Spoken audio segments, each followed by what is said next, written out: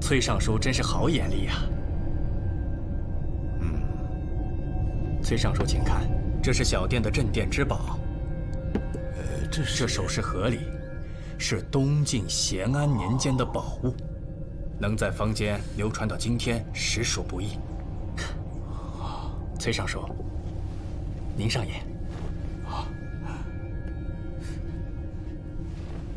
哎呀，确实漂亮，宝贝呀！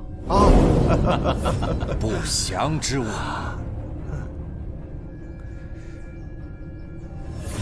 不祥之兆，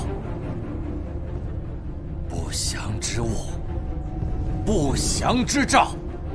这些古尸浸染湿气多年，怨灵附着，难以消解，乃是大凶之物。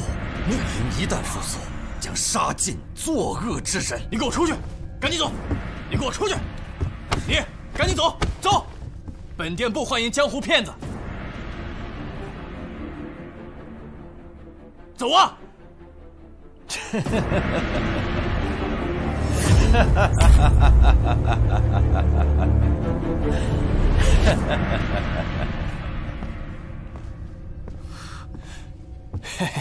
虚惊一场，虚惊一场。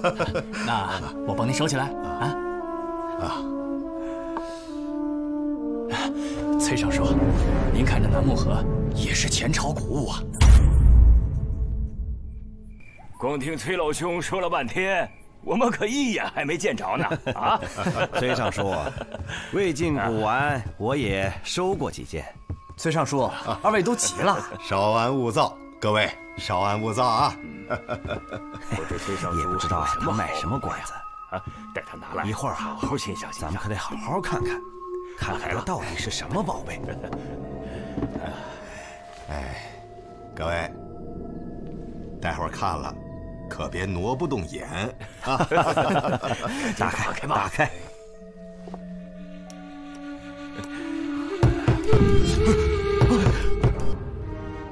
谁呀？是我，王仁。哎，稍等啊，各位！哎，这太扫兴了。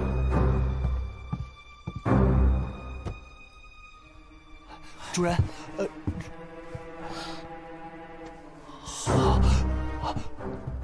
主人，我确实发现了，咱们自己打开看看，绝对是二夫人。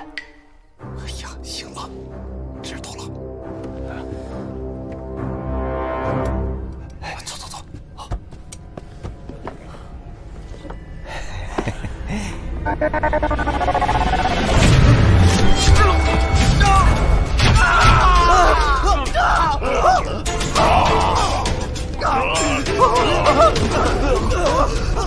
快来人呐！快来人呐！主人，怎么了？怎么了？主人，怎么了？主人！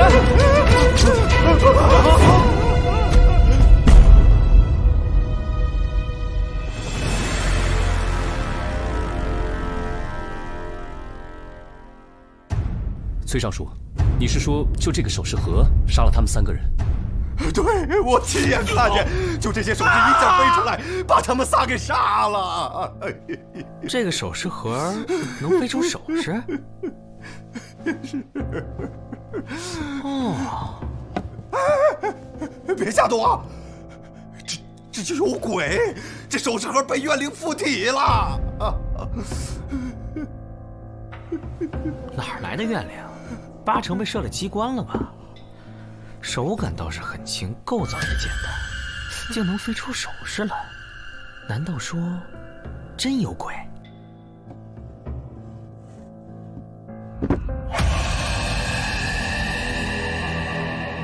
能飞出首饰？啊！小三，小三，小三，小三，小三，小三！行，笑了。哼，这死因差不多清楚了，赵大夫死于窒息。 侍郎和秀才死于失血过多，至于他们的致命伤嘛，就如我们看到的这样。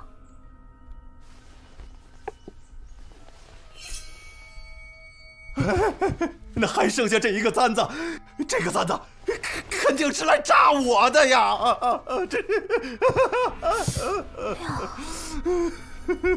少说也是咸安年间的物件啊。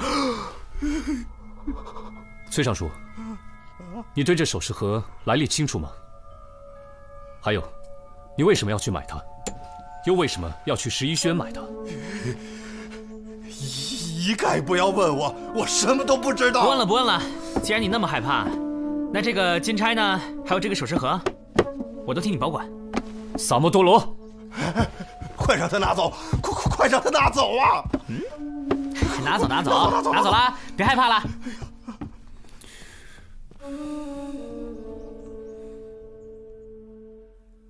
回禀李少卿，这首饰盒的来历，小人真的不知。小店就是卖些寻常古物养家糊口啊。我只不过告诉崔尚书，那是咸安年间的古物。这套说辞，哪个古玩商不会呀？其他的，我真的一概不知啊。这东西上家是谁？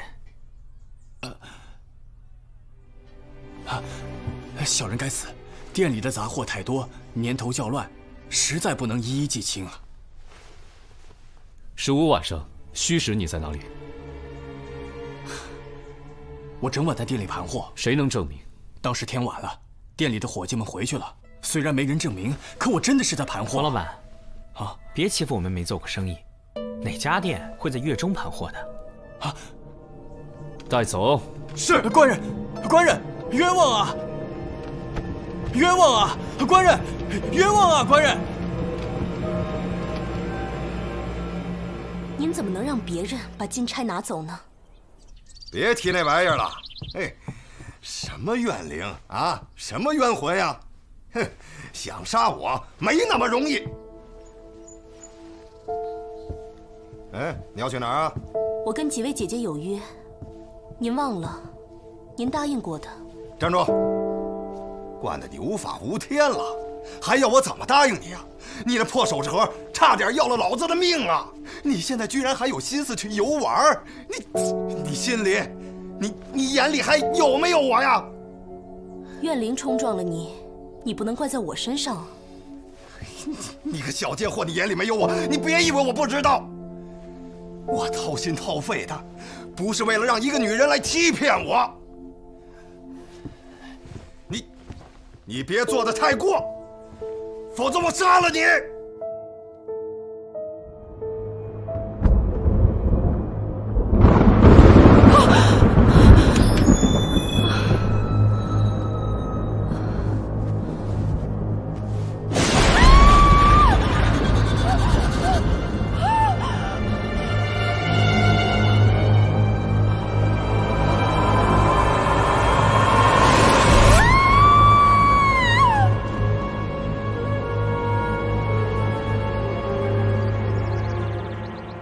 崔夫人，昨夜你有没有听到什么动静？他就睡在你身边，你就没有听到崔尚书挣扎吗？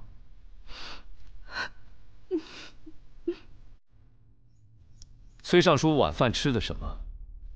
哪里轮到我知道？他是在楚海西屋里吃的。你说的是崔尚书的爱妾吧？他不是人，是妖。崔郎自从娶了她，就再没个正经样子，一个黄毛丫头。把堂堂刑部尚书迷成了失心疯，我不相信世上竟然会有这种事。你先下去吧，把楚海西带来问话。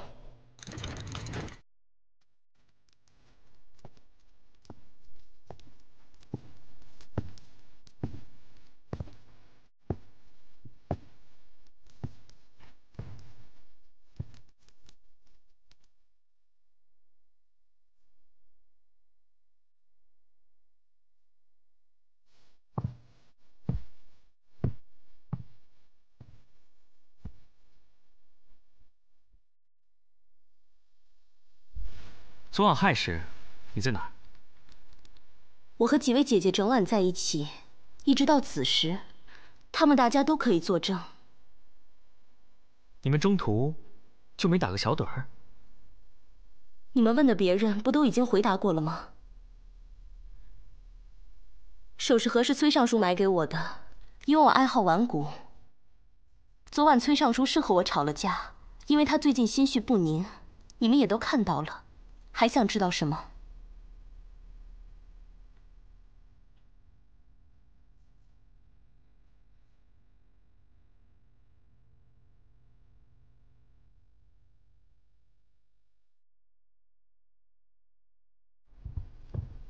大元被杀，人心惶惶。已经开始有人议论大唐的气运了。哎呀，这民间也是流言四起啊！死了一个御史大夫，一个刑部侍郎，一个刑部尚书，和他府里的幕僚，阵容也太豪华了。萨摩，别玩了，聊点正事行吗？奇怪，我明明看到那个金钗被锁在这个盒子里，怎么又回到那个崔尚书的脑门上呢？给我看看。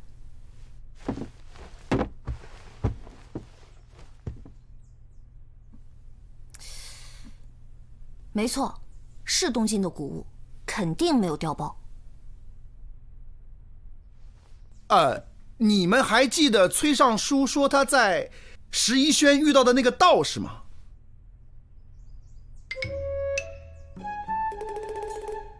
活跃一下气氛。好，我来查。那好吧，我和紫苏去梳理一下那4个死者的背景。这个归你管。崔尚书的会客室里面好像有一种气味。什么气味？就是那种，我隐约能感觉到，但是吧，我嗅觉在五感里面，是离记忆最近的感官。你有没有办法把它还原出来？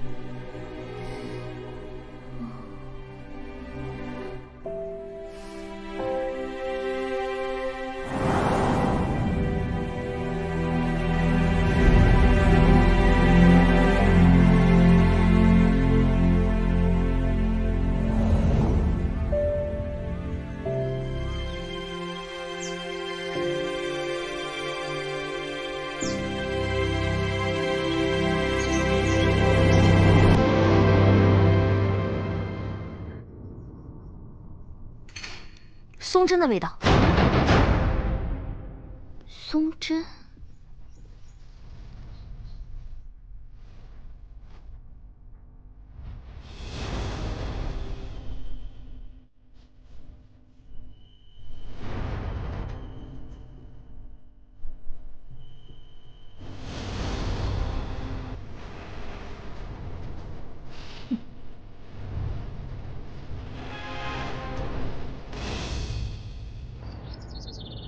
崔尚书刚刚出殡，你就急着跟别人私奔跑路，就不怕被人戳脊梁骨吗？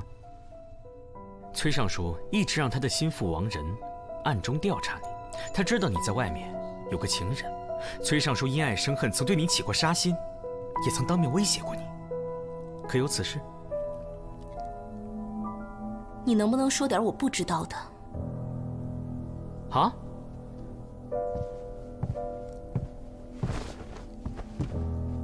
那么我们现在来听听你的说法。你对崔尚书什么感觉？说实话，厌恶。我是被他抢来的，那也算不上什么仇恨。毕竟他对我很好，他只是个寂寞的老人罢了。继续啊。我爹是个法师，专管招魂的。本来觉得我悟性不错，想让我继承衣钵，可崔尚书看上了我。嫁进府中之后，我的确一直盘算着逃走，出去做个云游的女道士，继续钻研法术。你们以为我就想换个夫君，也太小瞧我了吧？既然你精通古物的话，那么你一定清楚那个首饰盒的来历。我只知道那套首饰盒的历任主人都死于非命。曾经还有个小户人家被灭门，但我就是喜欢邪气的东西，所以才撺掇崔尚书去买的。这事儿沧海阁的贾掌柜也知道，不妨去问。你知不知道怎么把东西做旧啊？就是那种从古墓里刨出来的旧。比如说呢，这对耳环。你要干什么？宋然，我倒是有一个差不多的耳环，是梁朝的墓葬品。那你方不方便把它卖给我啊？算我便宜点嘛。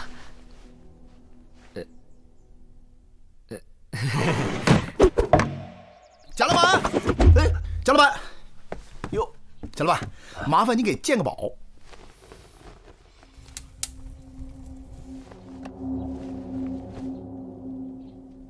咸安年间的楠木盒，不是，你可瞅准喽？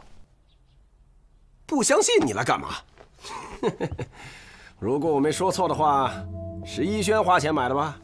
哟，你连这都知道啊，贾老板，那你就给说说啊。当初我跟石宜轩的冯玉还争抢过这个首饰盒哦，我非常清楚，但这是个秘密，我不能轻易的说出去。啊，贾老板，来，还望您赐教啊。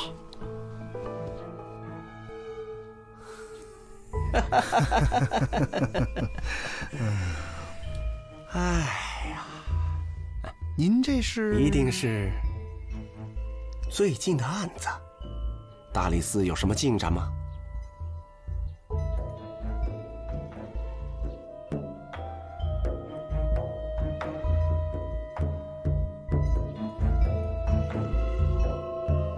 有。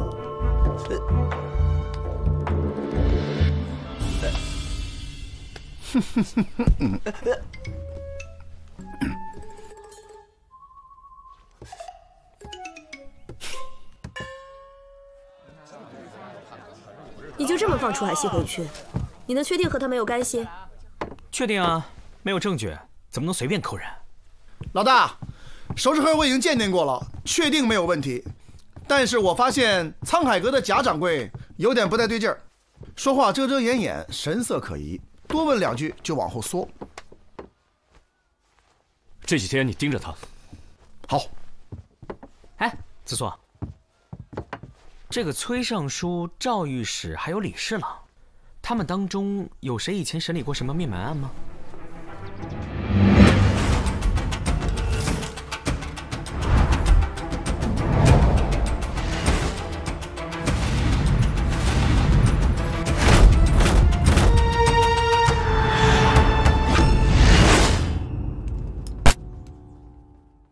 如果他们是共同审理的呢？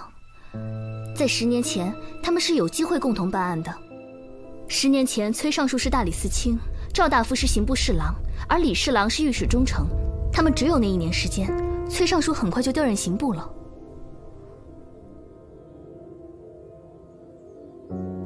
所以在那1年里，如果有3、4会审的案件，就是他们3人共同负责的。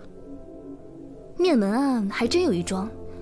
我记得是在洛阳，案子本身倒没什么，奇就奇在凶手被判死刑之后逃狱了，到现在还没有伏法。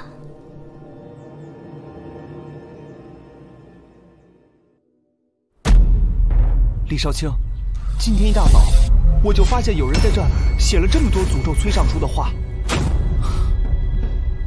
也不知崔尚书生前得罪谁了。老大，在西角的廊檐上也发现了脚印，而且地上还有几滴红色的颜料。只有廊檐上有脚印，造事者进院之后，多半是脚不沾地。脚不沾地还能拎着颜料在墙上题字儿，这人轻功不比我差呀。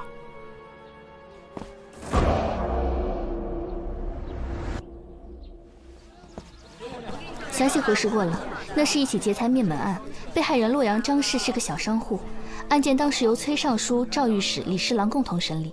凶手叫黄淼，洛阳当地人，曾经是统军府的一名旅帅，被逮捕后逃狱至今。黄淼是个武艺高强的人，尤其擅长轻功，他的目标是崔府。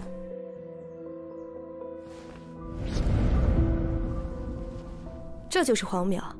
对，能够躲上10年，想必自有一套生存之道。你帮我到江湖上打听一下吧。我试试。崔尚书人怎么样？为什么这么问？我总觉得一个真的犯过罪的人，是没胆逃避监狱的。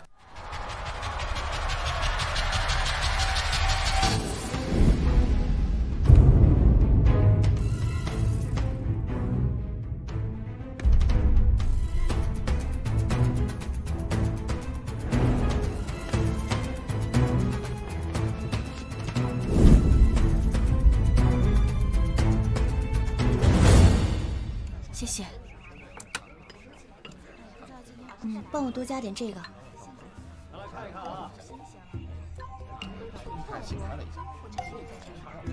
清汤葫芦，来，选一个自己喜欢的。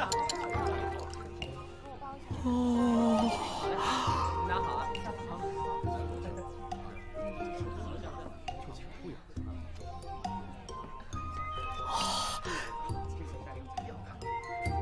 哎，你怎么插队呀？没插队啊，我原来就站这儿啊。哎呀，我刚才就上了茅房，你没看见。大哥大姐，行好，伤口吃了吧？走开，再给我来一份。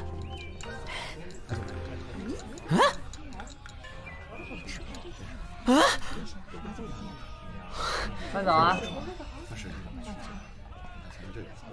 哎，这个位置是我的啊。来啊！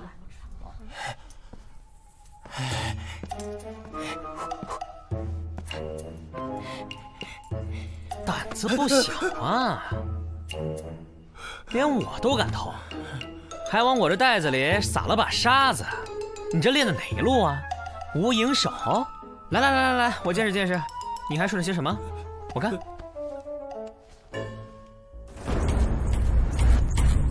哎呀，你知道这玉佩是谁的吗？啊，到时候抓起来判你个终身苦役。行，我做个好人，我也知道这玉佩是谁的。你以为我诈你啊？我问你，这玉佩是不是从庆祥街11轩冯老板身上偷的？是。哪天偷的啊？我记得是月亮特别圆的那个晚上。15晚戌时，你在哪里？小人在店里盘货。据目击者称，15晚上案发之时，你确实是在盘货。你可以走了。和你身上的是一对吧？还给你。谢谢李少卿，感激不尽呐。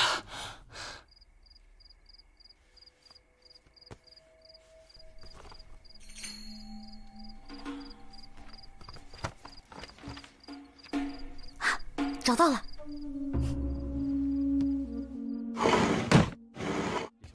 我回来啦。有位姑娘给你送来个包裹。客官，你慢走啊！啊。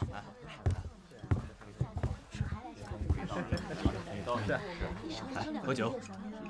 他说多吃点。你知道是谁送的？来，我给你碗上。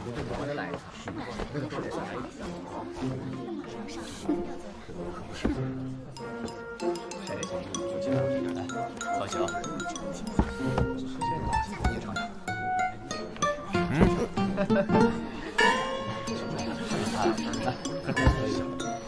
晚上。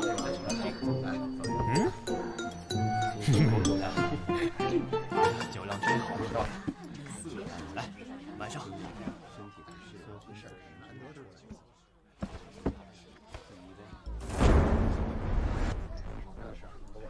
楚海星。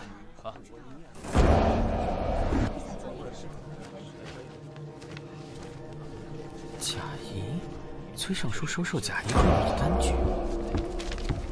三毛，我打听到了，那个神秘道士是贾谊安排人去11轩砸场子的。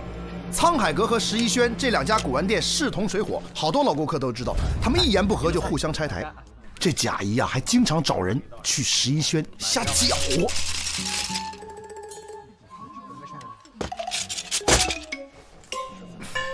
来，你再看看这个。贾老板，贾老板，哟，贾老板，麻烦你给鉴个宝。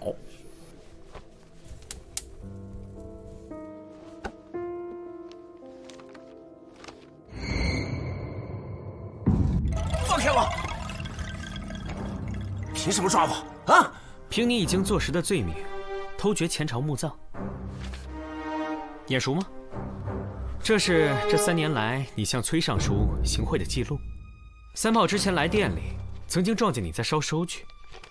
我推测，崔尚书掌握着你发家的证据，一而再再而三地勒索你。可是你没想到，他自己那里还留着一份收据的明细吧？姓崔的，狗官，一拳谋私，两面三刀，这种人死有余辜。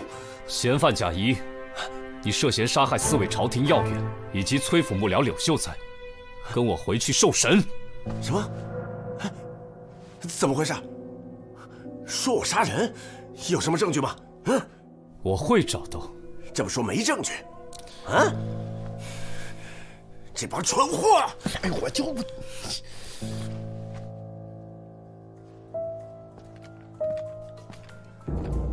哎，这个仿品，一模一样的，怎么样？我的手艺还不错吧？你们看看啊，甭琢磨，我的玩意儿看不出什么区别。外行，多明显呐！真品和赝品一摸就摸出来了。蒙你们这帮外行太简单了。我知道怎么回事了。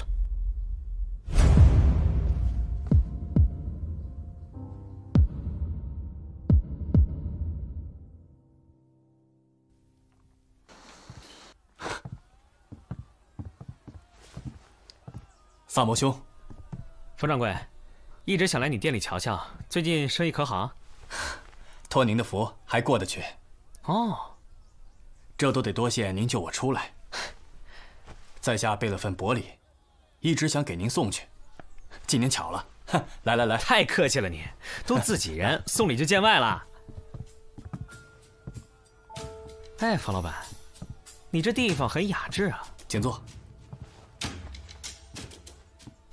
哎，这个香味儿挺特别的，您这熏的是千年沉香。哦，感谢萨摩兄上次出手相助，一份薄礼，不成敬意。哎，我怎么好意思拿你的东西？萨摩兄太客气喽。话说回来，真凶虽然还在逍遥法外，但很快就会落网。您费心了，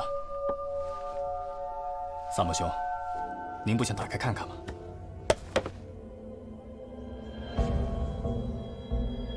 冯老板，你这香是假货吧？这千年沉香，怎么会有一股松针的味道呢？松针的气味。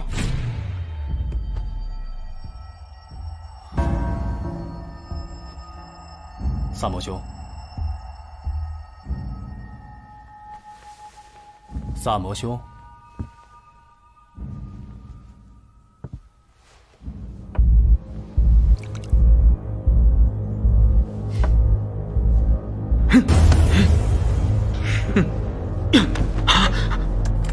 住手！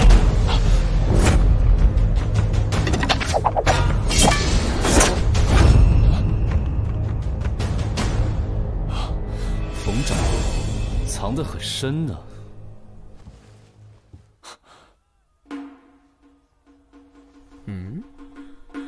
把他同伙亡人也一并抓了吧。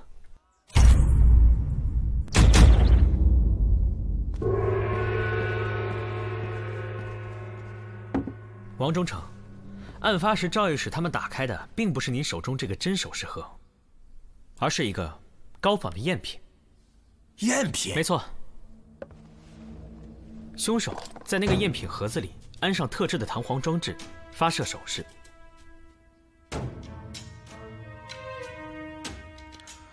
但仅仅弹出几件首饰，是不能真正杀人的呀。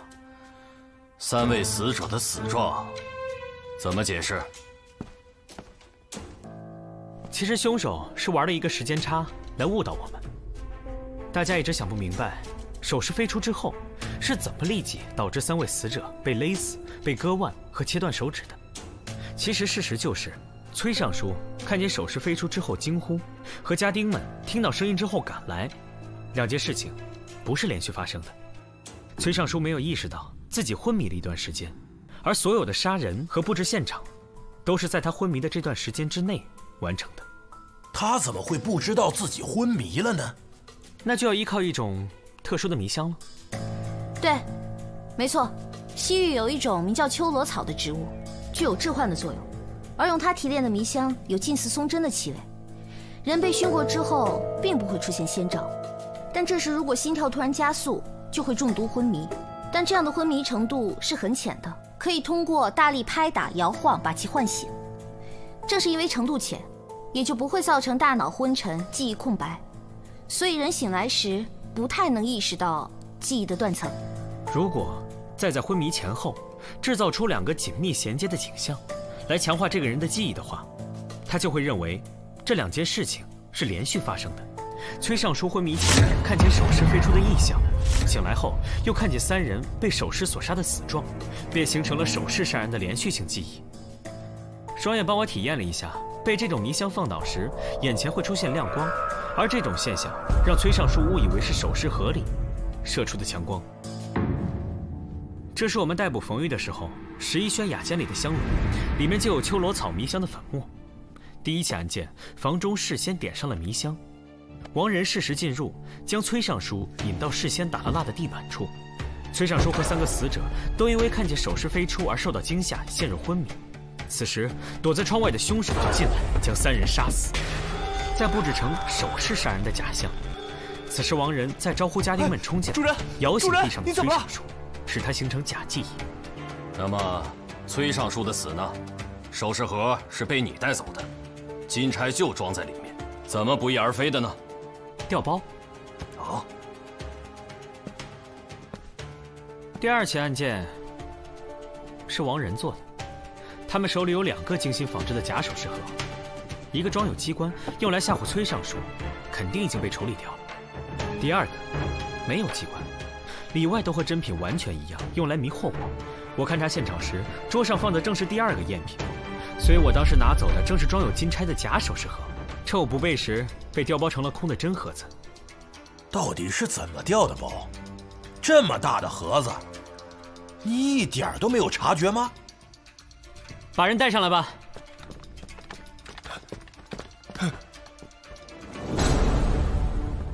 各位，这个小乞丐不简单呐，江湖人称无影手，道术极高，不仅可以无声无息地从人的口袋里偷东西，还可以顺手放一把沙子。哼，那是你没有武功，你让他偷我试试。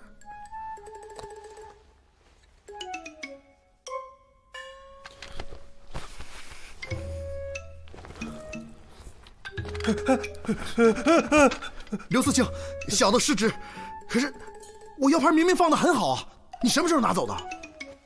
吴应手，我问你，是不是你在我的身上调包了首饰盒？都是他，是他出2贯钱雇的我，我什么都不知道啊，官人，官人。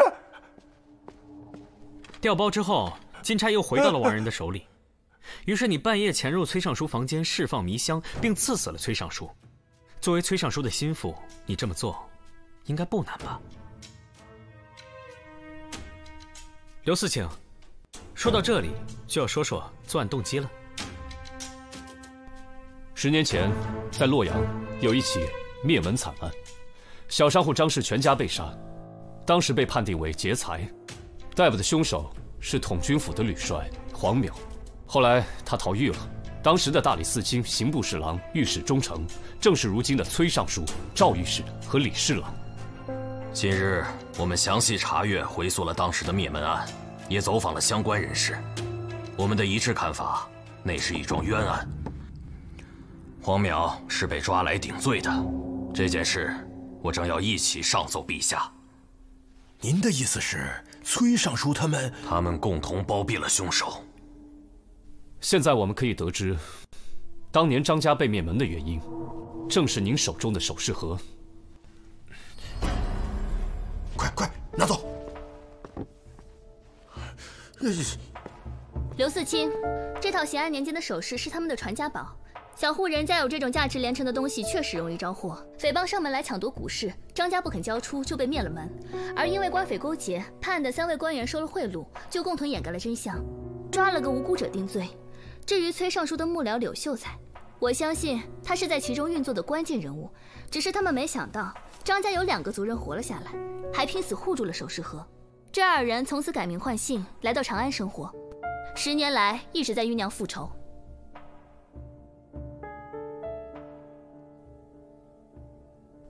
小乞丐，他还让你做了什么？他还故意让我偷钱，被你抓住。哦，谢谢你啊，吴应手。故意让我看见那个玉佩，替冯玉做不在场的伪证，为了把嫌疑引到贾谊的身上，你还把崔尚书勒索贾谊的单据送到我手里。这招不错，双管齐下，完美嫁祸。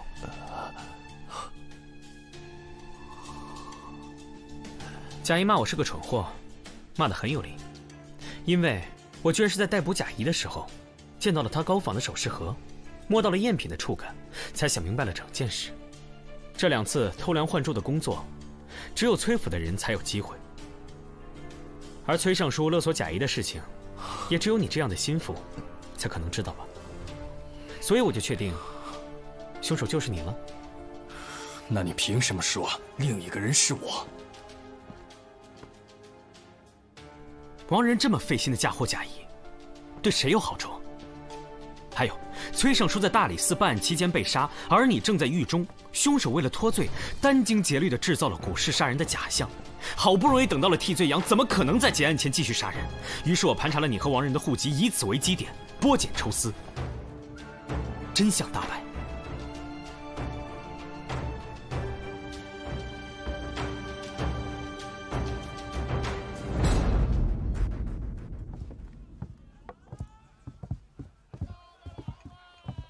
又有一个姑娘送你样东西，会是什么呢？要你管。哼。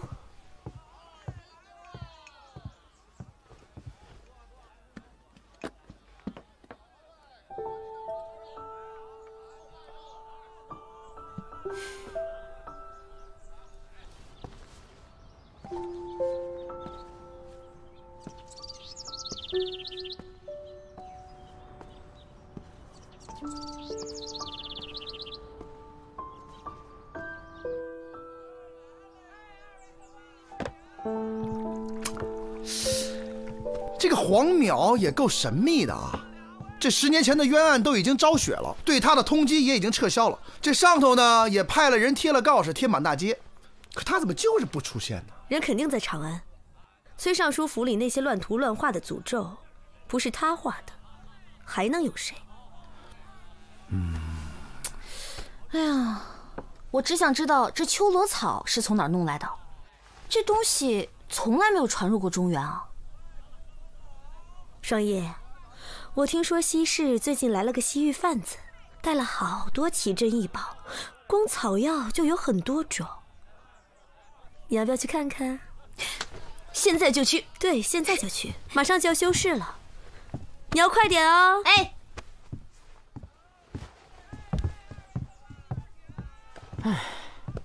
双叶的生日礼物，你们准备的怎么样了？我已经准备好了，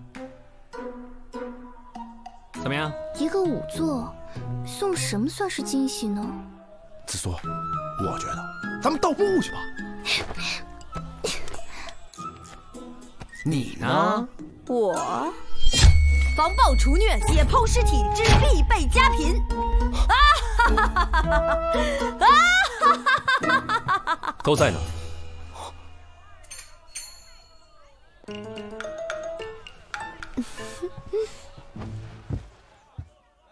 冯玉和王仁在牢里自杀了。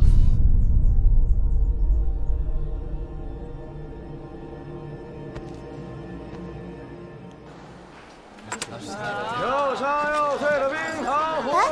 你怎么插队啊？啊？没有啊，我昨天就排在这里啊。一个大男人没羞没臊。客官慢走啊！多谢。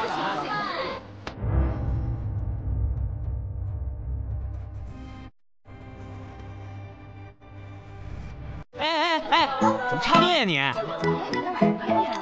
你说我插队在先，也就是你承认你插队在后了。既然都要插，就不能先来后到。我先来的，所以我先插。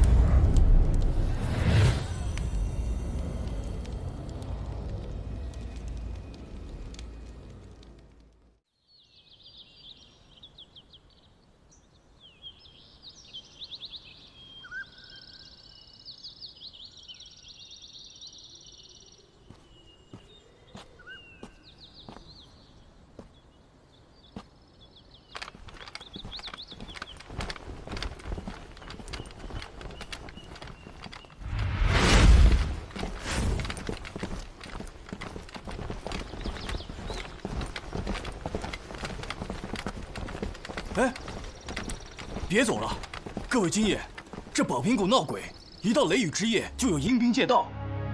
阴兵借道？确有这种传言。哼，什么阴兵借道，都只不过是山野村夫的胡话而已。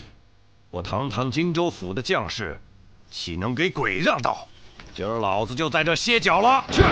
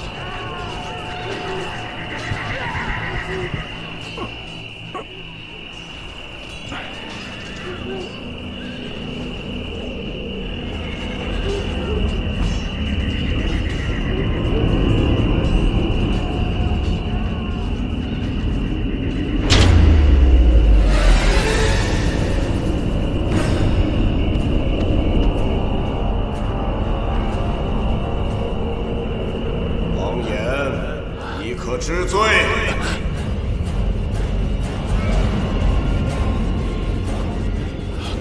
拖下去，重刑加身。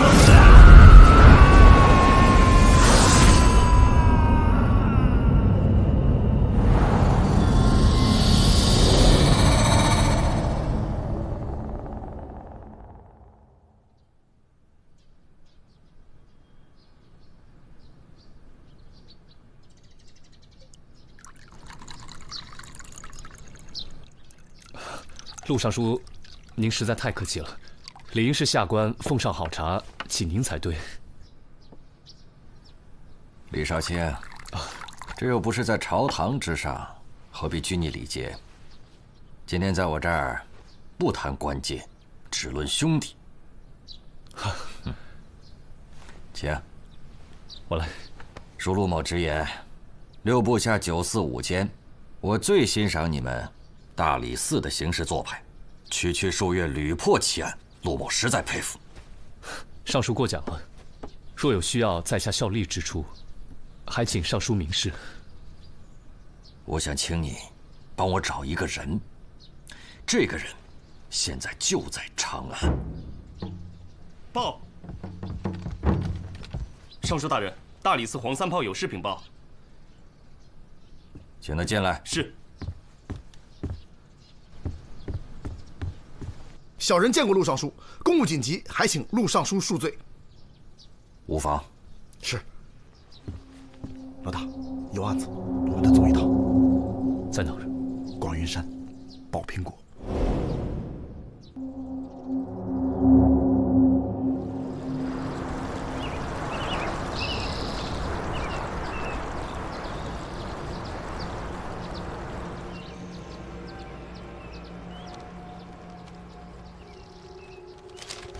你们发现他的时候，他还没死。正是，发现王统军的时候，他还有一口气。这个死因已经很明显了，利刃避开了心脏，凶手是诚心要折磨死者，让他一点点的血尽而亡。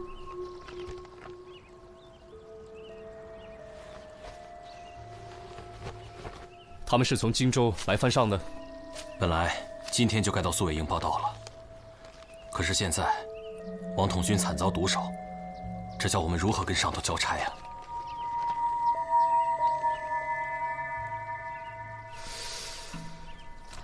这是阴司的鬼符，你们发现王统军的时候，这东西就在。我们发现他的时候，鬼符就已经插在胸口了。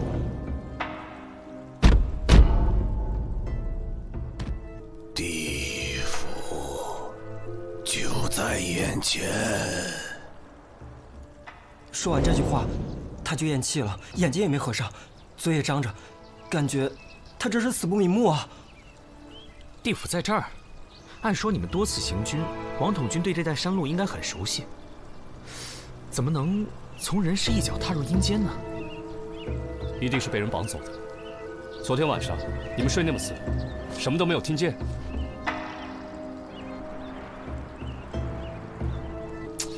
有话快说，昨晚到底发生什么事？阴兵借道，昨晚就被我们碰上了。阴风阵阵，人喊马嘶，鬼哭狼嚎，脚下的地都在颤抖，可就是什么也看不见。听说是前朝将士在此过路时中了埋伏，全军覆没，将士们怨念不散，变成了阴魂。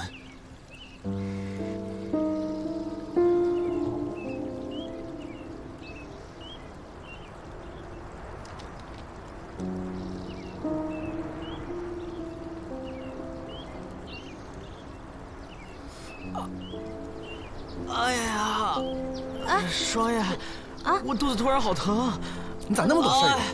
我头也疼，哎呀，快扶我回去！没事吧？哎呀，你这突然的怎么回事啊？那个副将感觉有点问题啊。有啥问题？只是感觉而已。能不能走快点？好饿，好难受啊！走。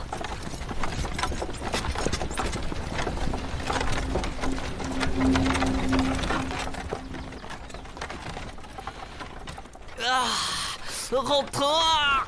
到底疼还是饿？要不要歇歇？再忍忍啊！不要。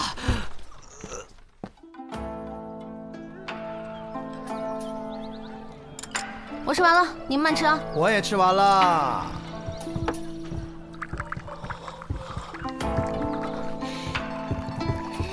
哎，你肚子疼不能记回心。我现在饿得头都疼了。那更不能吃这些了。有你们这样的吗？宝瓶谷的阴兵传说不是空穴来风，不管和王岩的死有没有关系，我们都得找一个雷电之夜，实地查探一下。啥时候啊？等没人装病的时候。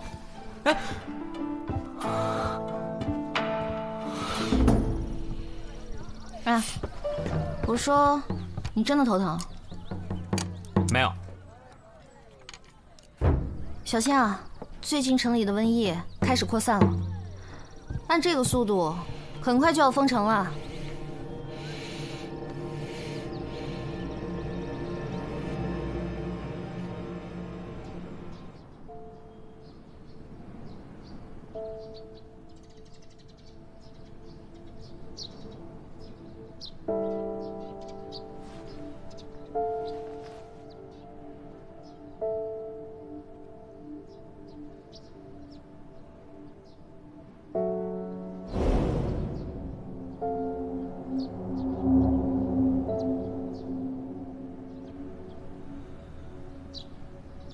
你们有没有什么想说的？少卿，我们所知道的全都跟您禀报了。阴兵借道之说由来已久，我们呢也只是听说，并无实证啊。对此，我们唯一能做的就是每逢雷雨天气，躲在家里不出门啊。那3天前，荆州府兵经过，可发现有何异常？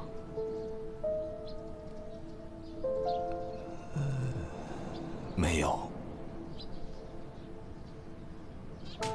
就不想知道王统军是怎么死的？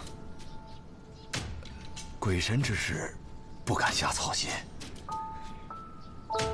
好，那就带本官查清楚，破了这荒诞无稽的鬼神之说。我倒要看看哪路阴兵敢作祟。今天晚上借哪一条道？我们走。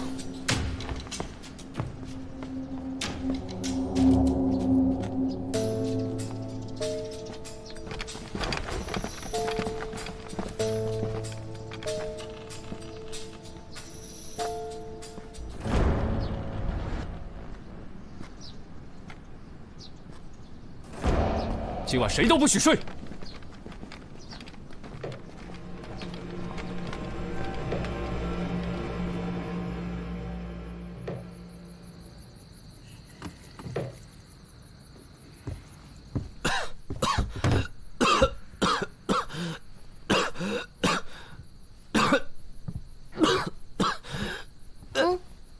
给你熬的药，保持距离。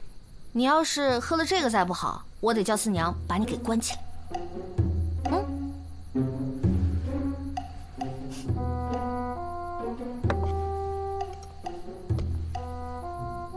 这管用吗？当然了。你还医好过谁啊？后院的马。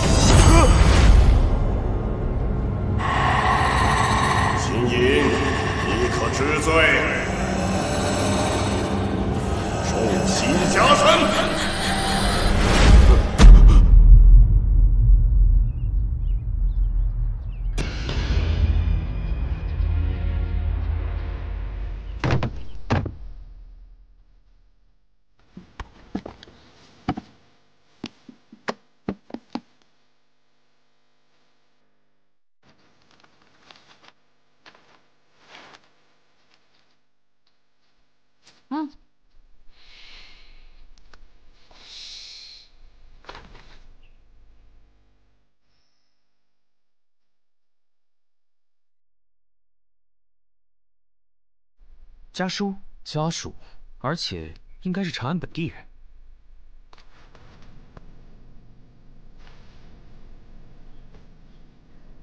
死因与王统军一样，都是历任川兄，死于失血过多。带回去，查验身份。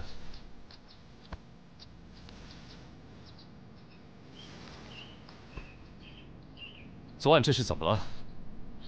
阴兵没见着，倒又死了一个。你们大家昨晚睡得好吗？跟你们一样，整宿没睡。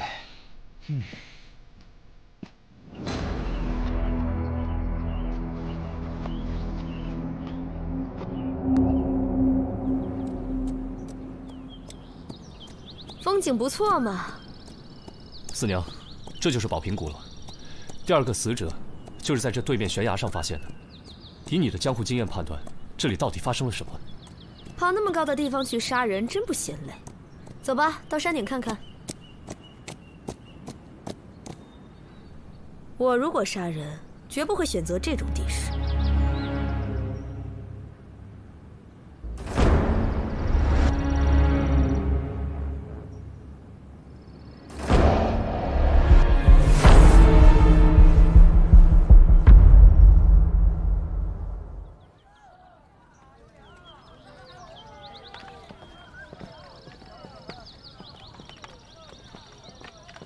救命啊！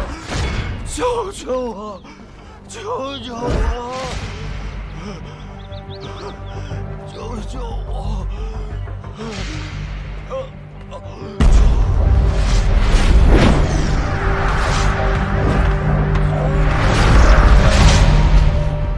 不想死就给老娘多烧点儿！现在闹瘟疫，传染性很强的，一不留神，长安就是死城了。墙角也多撒点啊，还有地上，真是倒了8辈子血霉了。生意刚有点起色，又没人来了。萨摩，又死哪儿去了？给我出来！四娘，四娘，四娘，四娘，后院吧，那2头猪啊不行了，要不……不行，小白和花花是我亲手养大的，赶紧给我找双叶，必须给我治好了。萨摩多罗，人呢？给我滚出来！滚出来呀！哎，萨摩，过来歇会儿。哎呀，还是李少卿心疼人呐。第二个死者张大福是长安市郊的农民，家里还有几亩田，生活不错。还有，他7、8年前入伍打过仗。后面的你猜猜？原来跟过王统军吧？正是，后来负伤退伍了。我看过他的手，是惯用兵器的，而且武艺还不赖，当兵也不是小卒子。老大，武侯部送了一个人，可能和案子有关，暂时安置在樊舍的客房里。什么人？书生模样，现在昏迷着，说是差点死在宝瓶谷。哎，老大，慢点走，别磕着。书生模样。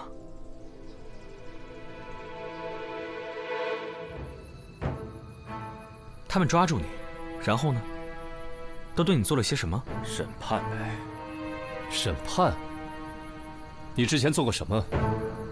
还要劳烦阎王爷亲自审？我没有，我只是从那路过，我什么都不知道。我一向清白做人，他们凭什么找上我？为什么是我？别激动，别激动啊！看着挺斯文的，练过呀。没事吧？没事啊。你再好好回忆一下，审判的内容是什么？他们说了什么？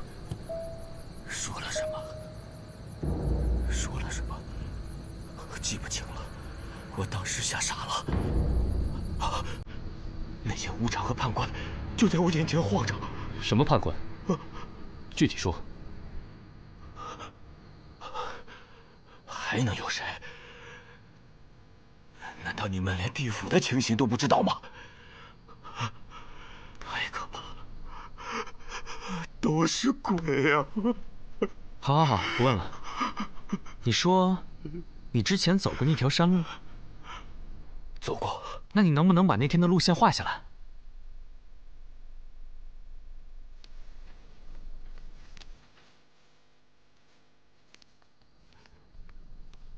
我想不通，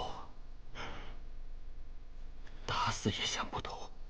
明明是很熟悉的老路，怎么就鬼使神差，一脚踏进了阴曹地府？他就是被吓着了，没什么大碍，让他休息休息就好。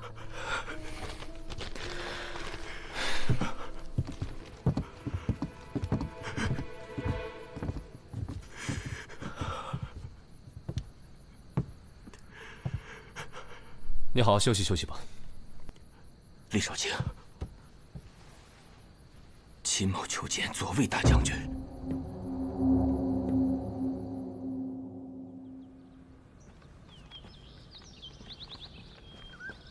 这怎么看都是普通山路啊，来回就这一条路，怎么可能通到别地儿啊？说的也是啊，路就这么窄，就地演戏的话，也不可能。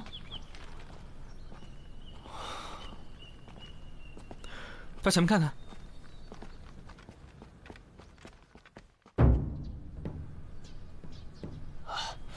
李少卿，多谢了。我跟秦隐自荆州一别，距现在已经有7、8年未见了。秦某也常来长安，只是一介布衣，不便叨扰将军。读书人就是臭讲究。怎么，现在捡回一条命，想起我来了？秦先生原来在黄将军帐下。当然了，当年我带着军队都是隶属荆州大本营的，诸位可不要小看了秦隐。多年前打东突厥的时候，他可是立过奇功的。哦，那秦先生后来是为什么隐退了呢？哦，秦某胸无大志。他的大志啊，就是他的书画文章。怎么样，秦隐？这次在我的府里多住上一些日子，抽时间咱们切磋切磋如何？黄将军，恐怕不方便。为何？秦隐是案子的关键证人，我们需要他随时配合调查，还望将军见谅。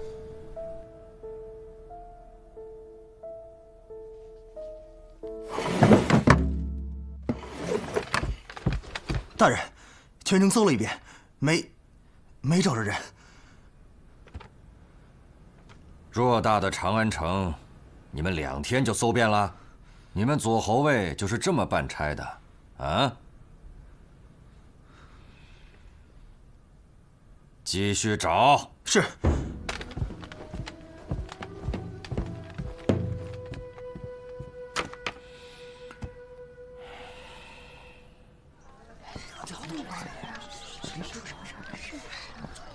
见没见过这人？站住！没见过。走吧。李少卿，你们在贴什么呢？谁派你们来的？无可奉告。走。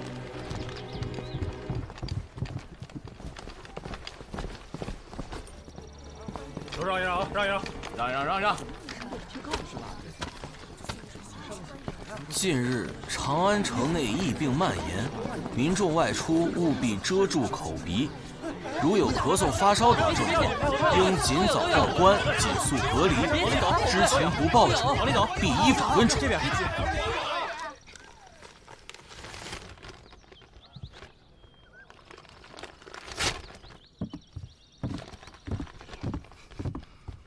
四娘，给我！老娘这店里生意越来越差了，这个月月钱先停发啊，等疫病过去再做打算。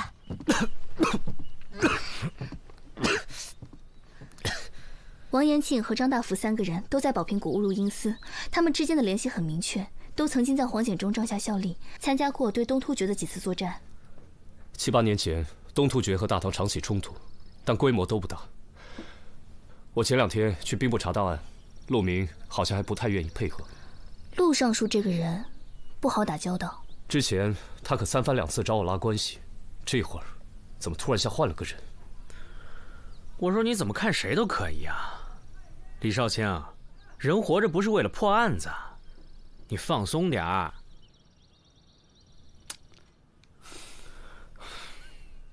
不过我倒是觉得，这个秦野好像有什么瞒着我们，不妨再审审。磨蹭什么？还不快招！别逼我们动大刑！招什么呀？我知道的早就说了呀。我劝你啊，能写的就赶紧把它写完。那哥们儿啊，就爱使用暴力，他就希望你啥都不说，好对你用刑哦。你别说了，求求你们，叫我闭会儿眼吧。没问题啊，只要你肯把这份供状写完，我们准备了很舒服的床榻，你就可以美美的睡上一大觉。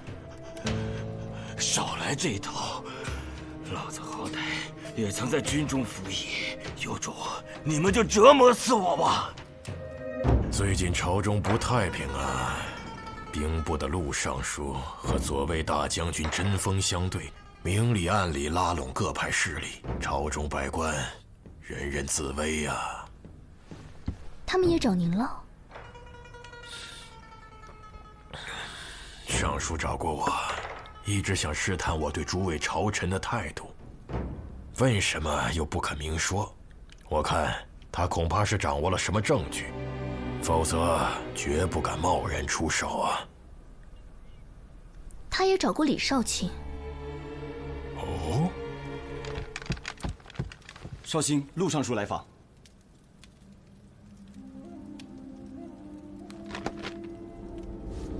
请他进来。李少卿，陆某不请自来，冒昧了。陆尚书，不知此次前来有何贵干？来了解王延案的进展呢。荆州府统军出了这么大的事情，兵部理当过问呐。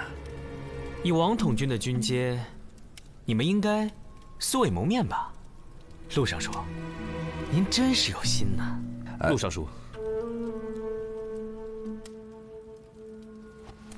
大理寺的特别案件，在未审理之前，都需要保密。哦，属李某，无可奉告。哦。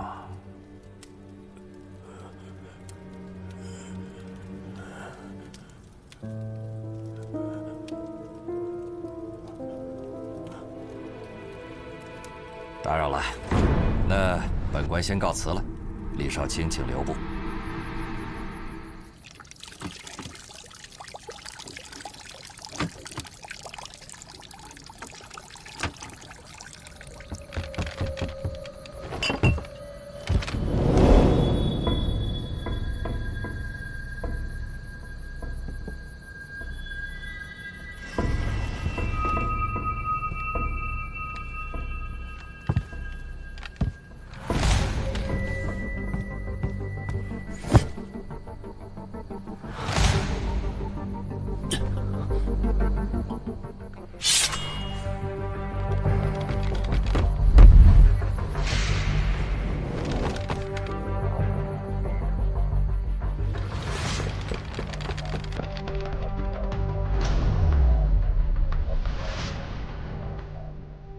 都看清楚了吧？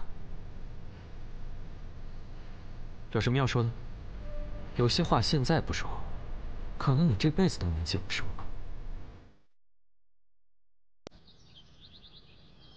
2天前，兵部陆尚书弹劾左卫大将军黄显忠，说他通敌叛国；而昨日，大理寺又奏请以诬陷、谋杀2罪捉拿陆尚书。你们2人乃是朕以为柱石之人，现在出了这样的事情，朕实在是颜面扫地。所以朕希望你们今天都说实话，在3司会审之前，让朕弄清楚事情的真相。臣有罪。都起来吧。谢陛下。陆尚书，你说黄将军通敌叛国，可有证据？这是一份已经画了押的供状，是黄显忠心腹手下孟云供出来的，上面详细的记录着6年以来，黄显忠与东突厥使者秘密接触，接受巨额的贿赂，出卖大唐军事机密的事实。臣知道空口无凭，臣已经把证人带来了，孟云现在就在殿外。宣他进来。传孟云觐见。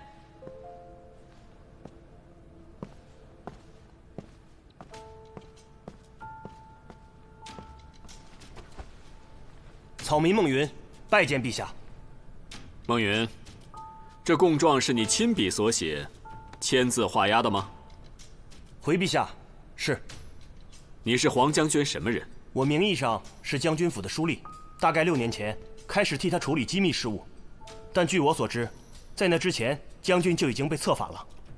因为从8年前开始，他就率领部下在边境与东突厥作战，实战时刻，长期驻扎，和敌国细作有相当多的机会接触，逐渐被渗透。你要朕相信你说的话，可是要有实在的凭据啊。回陛下，有。这是从去年春天起，东突厥特使阿史那多莫送来的3封密信和2次交易的酬金礼单。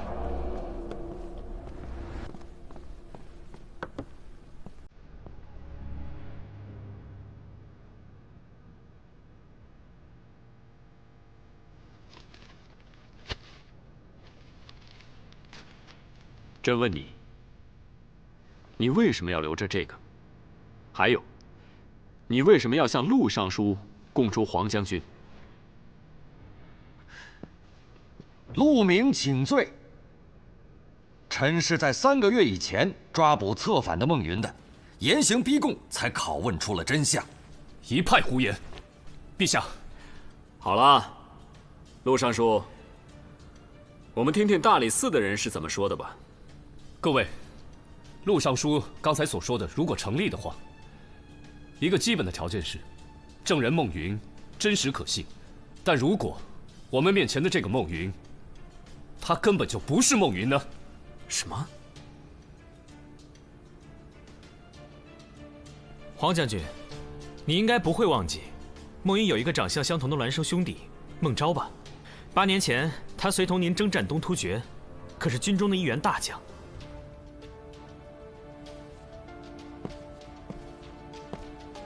你仔细看看，这位到底是不是孟云？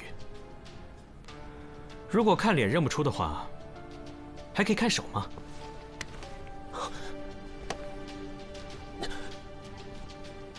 孟云，他是一介书生，可这手是我刀枪的手，所以你是孟昭，是陆尚书找你来假扮孟云作伪证的。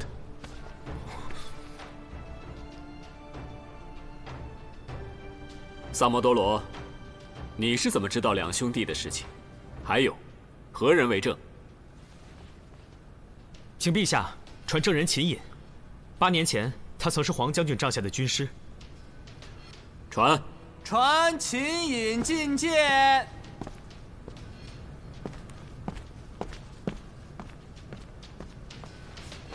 叩见陛下。秦隐，萨摩多罗的话可属实？回陛下，萨摩多罗所说句句属实。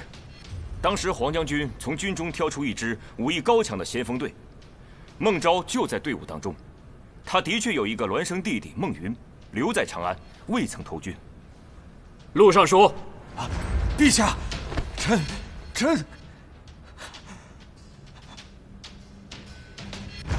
陛下，这秦隐不仅是指证孟昭的证人，我们还通过他查出了宝平谷连环凶杀案的原委。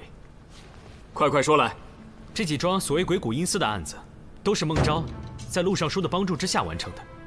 至于陆尚书为什么要帮他，是因为二人达成了协议，让孟昭假扮成孟云做伪证，以叛国罪扳倒黄将军。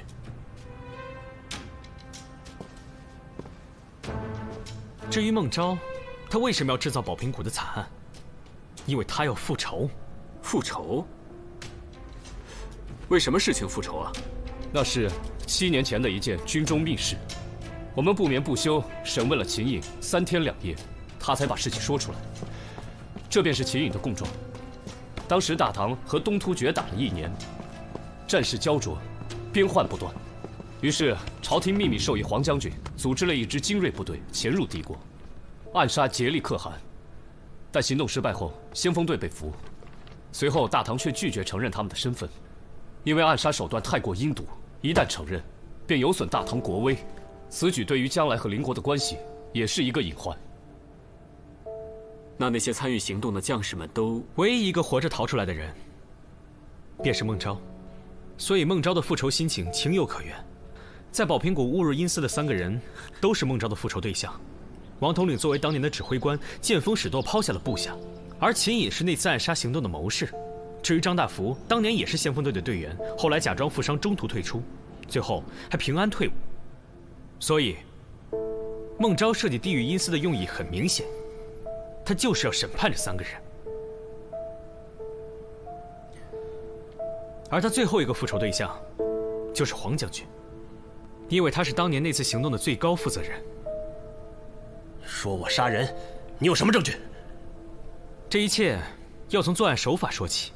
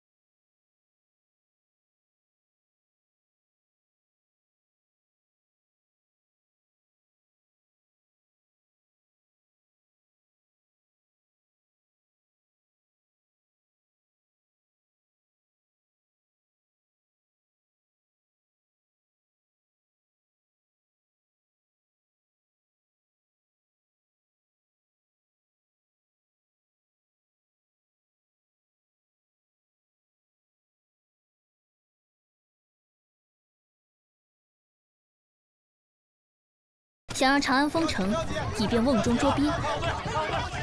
找一个孟云需要这么兴师动众吗？就是因为抓不到他，找不到他，我就没有证人呐，没有证人，所以你就承认他是假孟云了？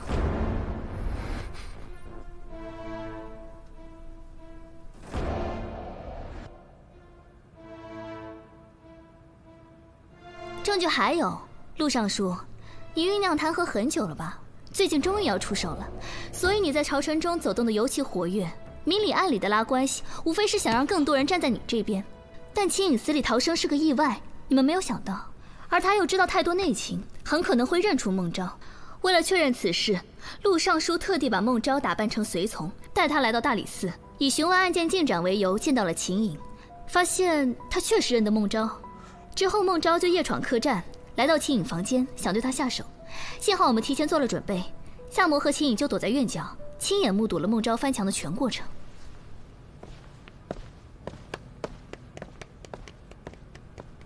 没错，我就是孟昭，是我替袍泽兄弟们报了仇，是我审判了他们，他们每个人都该下地狱。来人！只可惜，你还活着，黄将军，你还记得吗？那些士兵都是你亲自挑选的，还喝了你的壮行酒。但天下人不得不知道我们为何而死。你知道，朝廷知道，太上皇知道，你们为什么要假装不知道？为什么？陛下，臣……行了，除了陆明还有黄将军，其他的人都退下吧。草民告退，臣告退。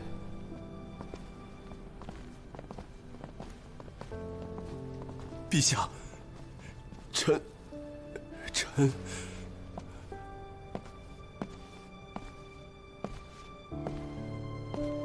陛下，臣……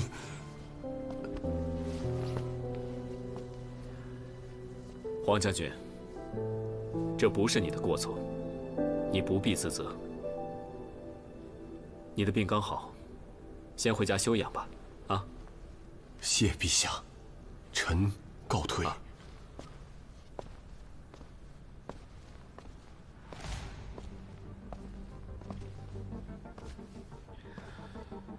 谋杀、诬陷，两罪并罚，丢光了朕的脸面。朕的身边不需要你这种乱臣贼子。陛下，行了。陛下，陛下。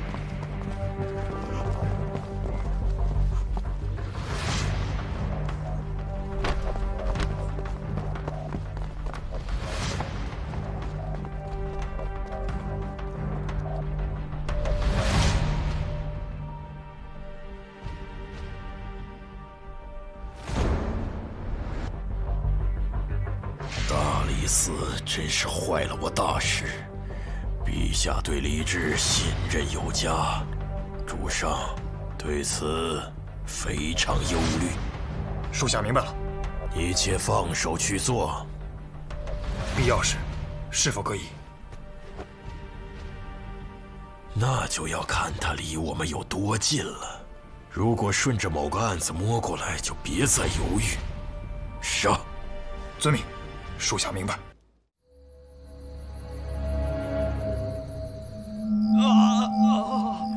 疼死我了！疼死我了！你这是喝了多少酒啊？啊！爹，快去倒水呀！我难受啊，爹！哎，公子，喝点水。爹！杀了我！快去请大夫！快去请大夫！快！哎。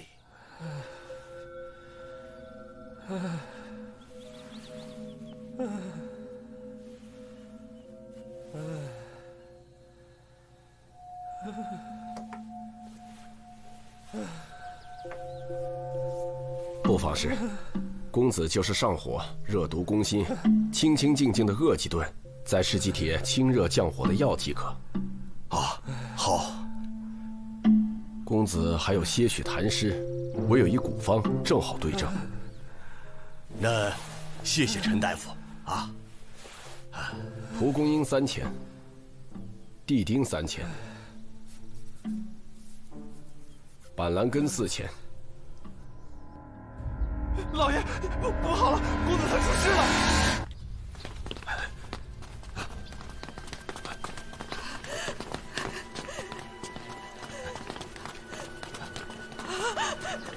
这是怎么回事啊？哎呦，我的儿会这样啊？这是怎么回事？来人，去把要不得陈老儿给我找来，我跟他没完！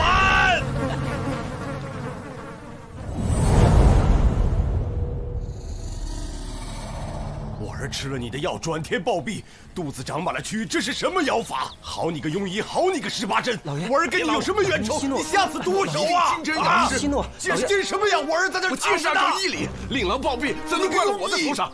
不要拦着我！不管你怪谁！老爷，大理寺来人了。师傅，各位官人，凶手便是这个穷凶极恶的陈大夫，各位给我做主啊！赶紧将他缉拿归案呐！各位官人，我在此开医馆30年，不说悬壶济世、救人无数，至少对每一个病人也是尽心尽力。你可以出去打听打听，不要平白无故污了我清白。我污你什么清白啊？我儿子死了，在那躺着呢，我污你什么清白啊？你说是谁？够了啊！倘若他真是凶手，我们必定会将他捉拿归案。但没有证据，直接抓人，未免鲁莽。各位官人，还需要证据吗？我儿子就躺在那儿，几位上前一看，便一目了然。上前一看，便一目了然呐。走，走！你得让各位官人给我你个庸医！你得让他们主持公道，庸医清白。师傅，杀人犯！谁是杀人犯？庸医！我是师傅。庸医！好了，你不要拉我，我要个公道！行了，为什么？行了。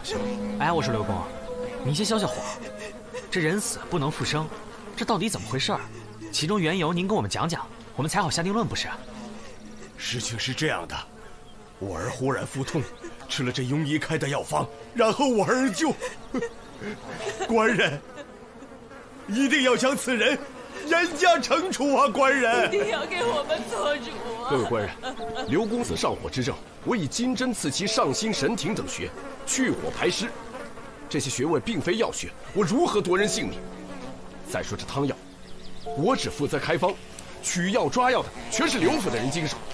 要说我的汤药有问题，刘公，你应该问问你刘府的人才是吧？对啊，胡说！就是你，我府中仆人个个忠心耿耿，岂能有失主的事情发生啊？那怎么会出现这种情况呢？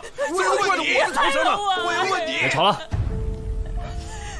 刘公，药方和汤药还留着吗？在。来人，在，快去把药方和药渣拿来。双叶，你那边有什么发现？正如这个大夫所言，风府、内关等穴位有针灸的痕迹。不过这些并不是药穴，所以并不致死。其他的情况还需要带回去解剖了才能够知道。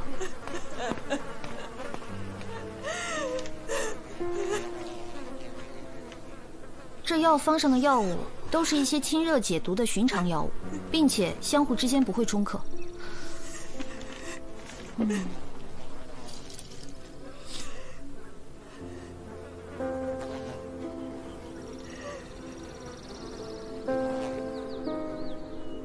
从药物的残渣来看，汤药里面并没有下毒的痕迹啊。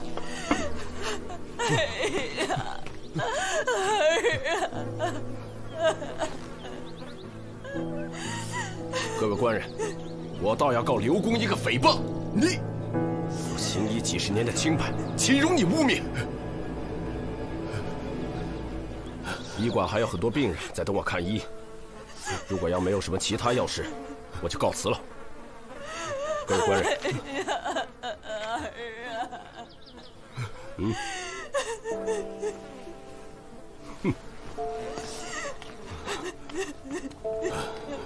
刘公，你再好好想想，还有没有其他什么线索？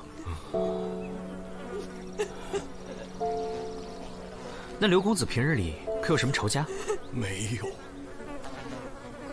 他虽然行为放荡，可本性不坏呀，从来就没有做过什么伤天害理的事情啊。官人，你要明察呀。那一切还是等尸检之后出来报告结果再说。也只能如此了。工钱怎么算？什么工钱？我陪你跑了1天了，白跑啊！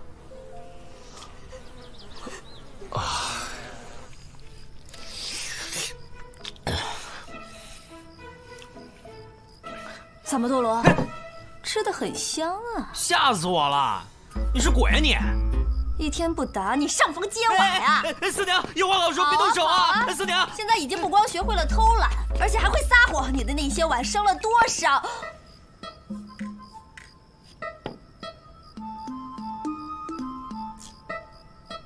什么呀？当我看见这个牡丹花的时候，就觉得必须给四娘戴上。因为四娘就跟诗里说的牡丹花一样，是若教结语应倾国，任是无情也动人。第一条货，怎么可能啊？我去买的时候，金店老板说这是纯金的，而且你知道吗？我为了买这副耳环，我把我所有的积蓄都掏光了，才买得起它，所以才每天跟着李少卿他们去办案嘛。干嘛？绝对是真的。哎呀，算你也是开了窍了，这回我就饶了你。哎，你知道现在天也不太热，要不然你那些碗要是生蛆了，我弄死你！还不洗碗具，怎么还吃？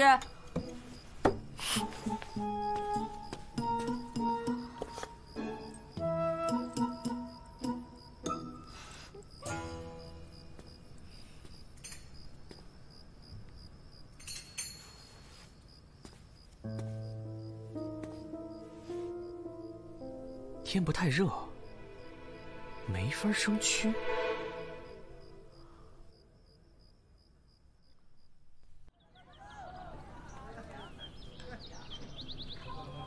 萨摩，萨摩，萨摩，萨摩，你猜这是什么？刘公子肚子里的东西啊！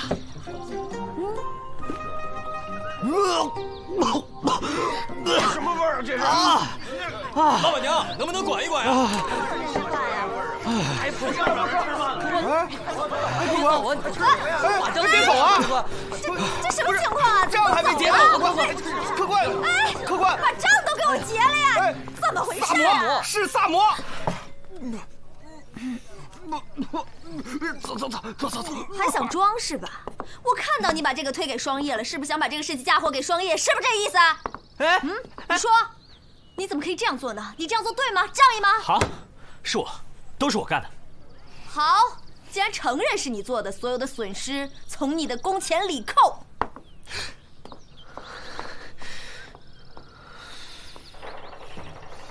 今天声音够冷清的。我刚刚替你挡了一刀，你可得帮我，能多讹点就多讹点。萨摩，我舍不得你，你不要走，别走。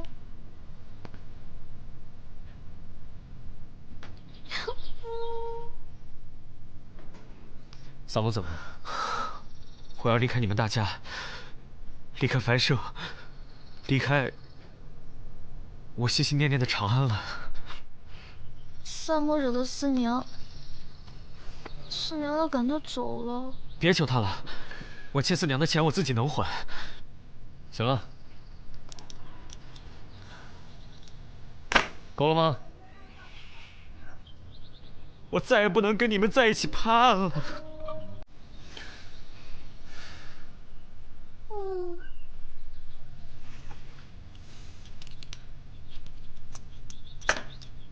这样可以了吧？难道我们的情谊是金钱可以衡量的吗？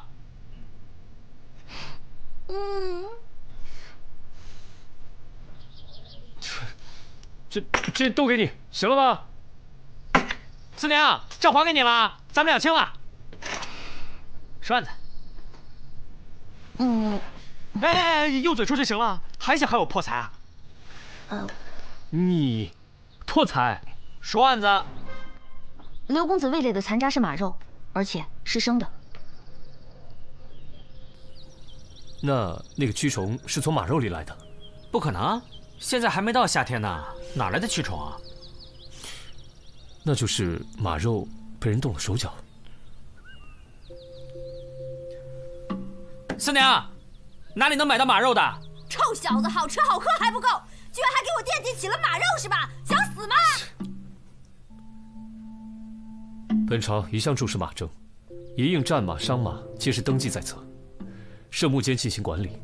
如今边患未除，西北仍有战事，马匹是重要的作战物资，民间是禁止买卖的。那这马肉是？既然有登记在册，找卷宗，一查便知。哦，你们要的记录都在这儿了。多谢你了，生事不易保存。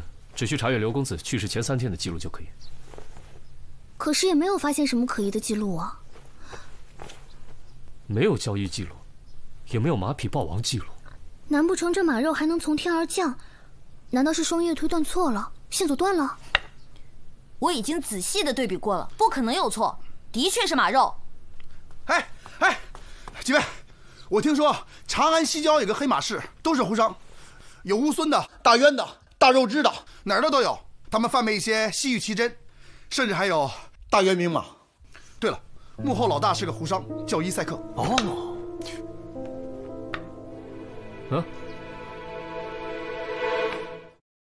胡商可曾听闻近日刘家消息？没听说过什么消息啊？怎么，你听过什么消息啊？嗨，看来我要向你道贺了。这平白无故的，哪来的什么喜事啊？那个刘公子他暴病身亡。这消息当然，我听他家下人说，他肚子里长了蛆，破腹而出，死状凄惨。今天特意带来好酒好菜，就是为了向你庆贺的。听说你们是卖马的，有没有大渊马？多少钱？牵出来溜溜。官人要买马，那你得到牧监处去。我们这儿怎么可能有大渊明马呢？别兜圈子了，我可是朋友介绍的。那官人恐怕是搞错了，我们这儿怎么可能有大渊明马呀？肯定是搞错了。什么意思啊？那姓刘的买的啊，我们家公子就买不得。你这不是狗眼看人低是什么呀？刘公子并没有在我们这里买过马，私下贩马可是犯法的。公子切勿听信坊间传言啊！我刚刚只说姓刘的，你怎么知道我说的是刘公子啊？再说了，我刚听你们在讨论刘公子的死讯，还说要一起喝酒庆贺，究竟怎么回事啊？公子，他刚才说的是我们在陇西认识的牛公子，你可能是听差了吧？你这个地方虽然精心打扫，放置了熏香，可还是有3、5蚊虫，说明你酒肆附近必然是有一个牲口棚，否则的话，这些专盯牛马的蚊虫又从何而来呢？你说你没有贩马，敢不敢让我们进去搜一下？你们要干什么？大理寺办案，你们若是配合，只需将违规的马匹上交，此外再不追究。若是不配合，你们私下贩马可是流放的罪名，看你们如何承担。是，我们有什么说什么，还望官人放我们一条生路吧。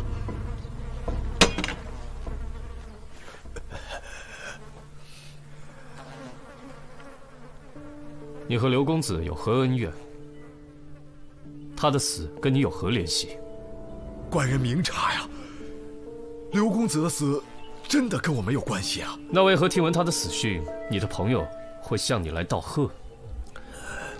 不瞒官人你讲，我们确实是恨刘公子。我们千里迢迢来到这长安城，铤而走险做一些小生意，不就是为了养活家乡的妻儿老小吗？可是，在长安城内，他刘公子之辈，强买强卖，巧取豪夺，欺压百姓，欺行霸市。我们挣不了钱不说，这还搭进去很多呀，官人。然而刘公子肚中的马肉确实来自于你处，马肉中遍布蛆虫，不是你在里面动的手脚吗？官人，小的平时也吃一些生的牛马肉，可你们看我现在，这不是很好吗？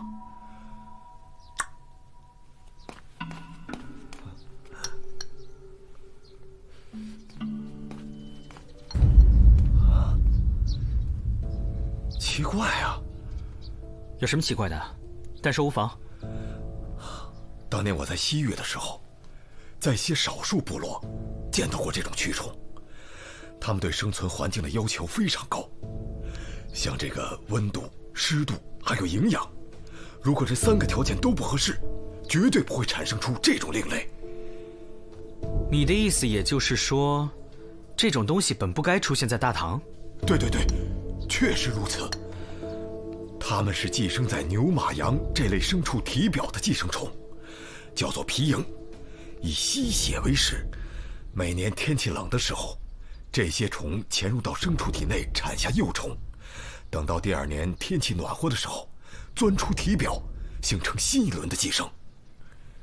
听上去倒是挺残忍的。既然如此，那刘公子的死和这些蛆虫脱不了干系。无伤，官人还有什么可说的？我冤枉啊，官人！这个皮蝇跟我毫无关系啊！我要是能养成这个虫子，我的本事可以比肩伽罗师了。那我还私下里贩马做什么呀，官人？如果你们要是不相信我，可以跟我去我的马圈去看一看啊！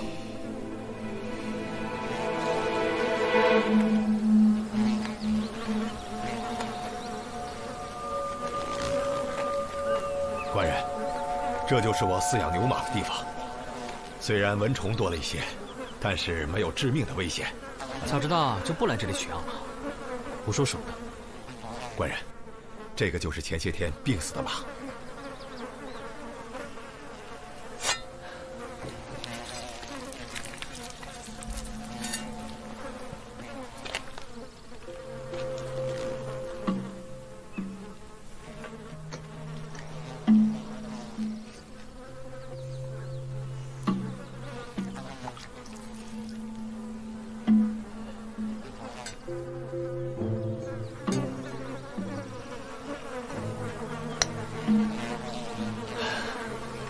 官人，这就是了。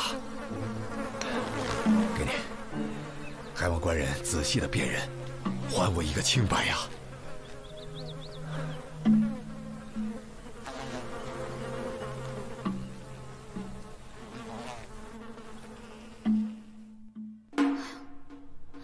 找不出来，找不出来，找不出来！这究竟是怎么死的呀？啊，死因是什么呀？我找不出来。双燕，怎么了？啊，我把这尸体里里外外的剖了个遍，就是不知道死因是什么。我带了些蛆虫样本，你看看有没有新线索。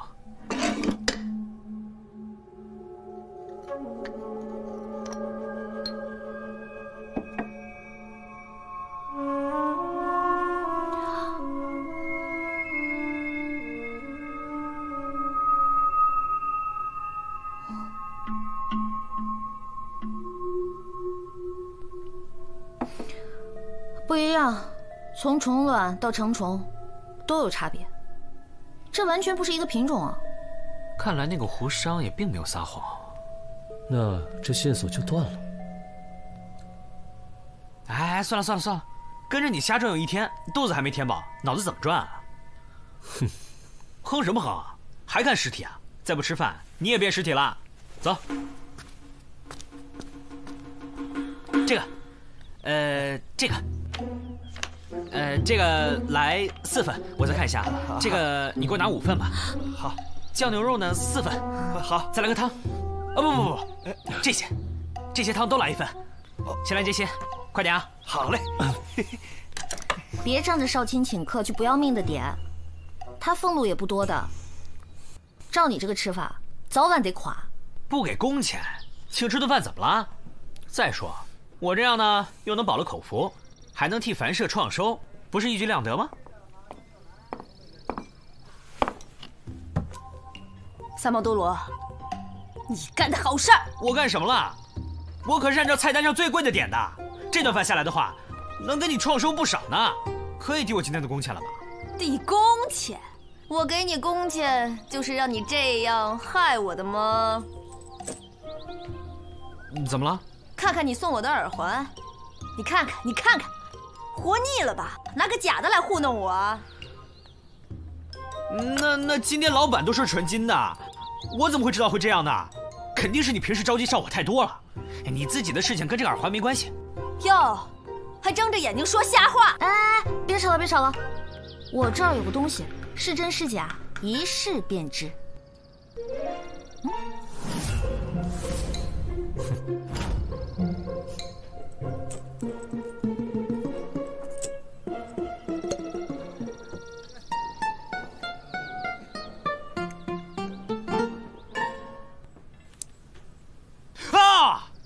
我突然想起来一个线索，李少卿，走，查案子去。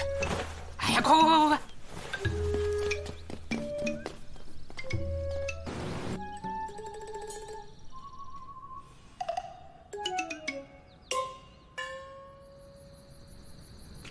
你猜的果然没错，这个刘府啊，确实有些古怪。我翻墙进去之后呢，我看了一下，一切都是稀松平常的样子。但是我走到后院以后呢，我发现了一间上了锁的小屋，仆人呢端着新的贡品进去，把旧的贡品拿出来，然后他们又把门锁上了。端着贡品的话，一定是去祭祀，可为什么不在祠堂，非要在院后的小屋，还上锁？我好奇的也是这个，所以我等他们走了以后，我把门撬开，进去一看。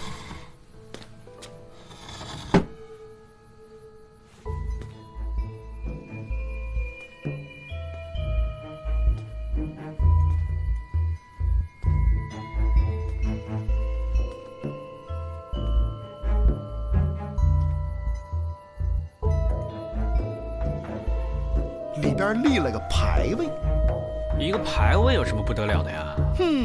怪就怪在他那牌位上没有写名字，或者有意把名字给抹掉了，牌位上只写了足年岁月和清溪2字。从生卒年月来看的话，应该是个孩子，而且距今已有4年。不敬宗祠，难道这孩子是刘公的私生子？你怎么知道就不是刘公子的私生子呢？如果真是私生子的话，就算牌位进不了祠堂，也至少应该有个名字。清溪2字又作何解释呢？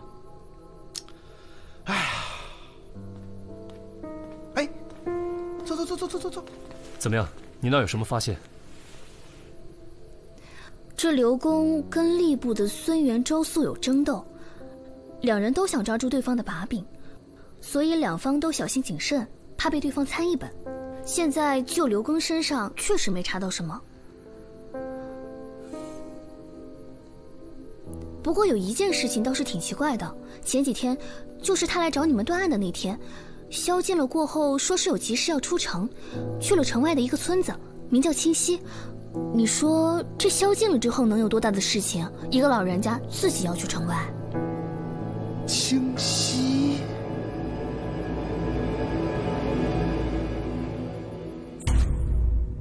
这清溪也太穷了吧，又脏又破，哪像在天子脚下？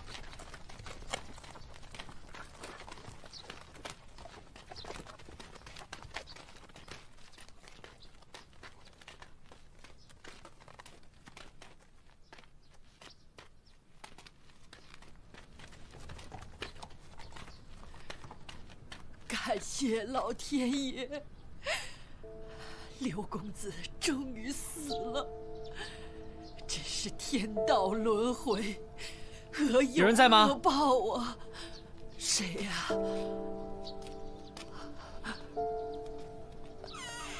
你们是？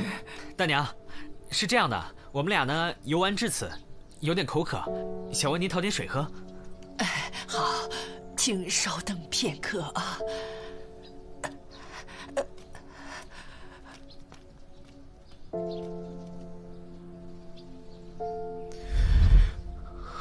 别光看吃的，看看那牌位。哦。哎，你有没有发现，这牌位上的生卒年月和刘府那个一样？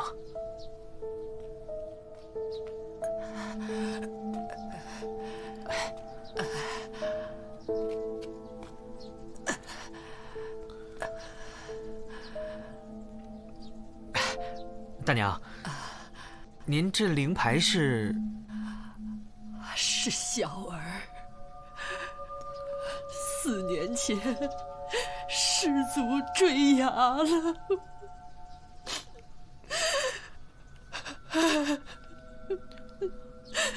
哎，大娘，您节哀，身体要紧。那不打扰了。节哀啊。回去吧。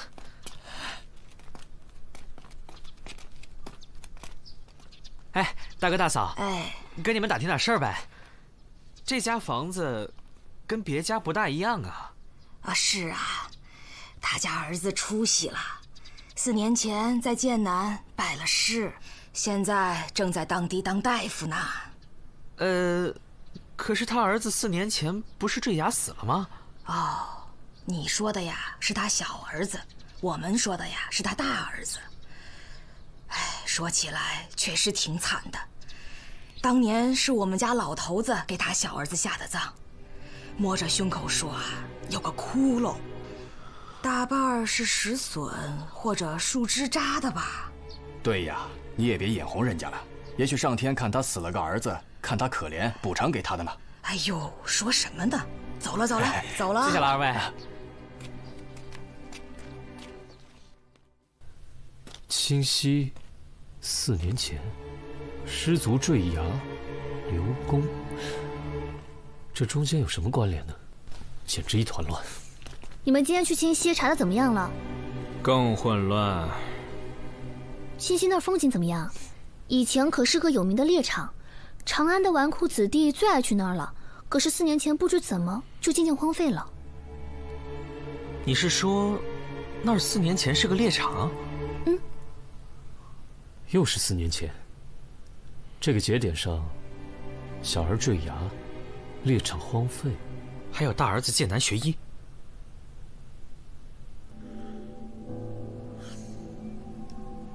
我明白了。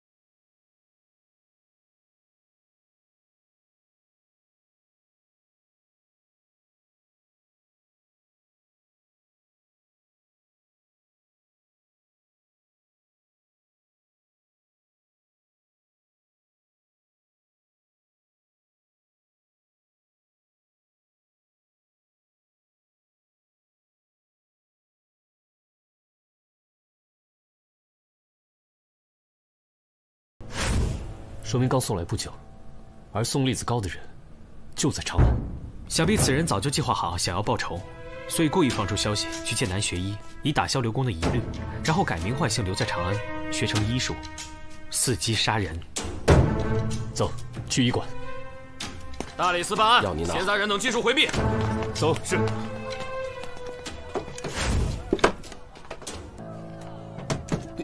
你们干什么？事情不是已经了结了吗？哦，又是刘公指使你们来无理取闹的吧？哼，找到这个，您看看。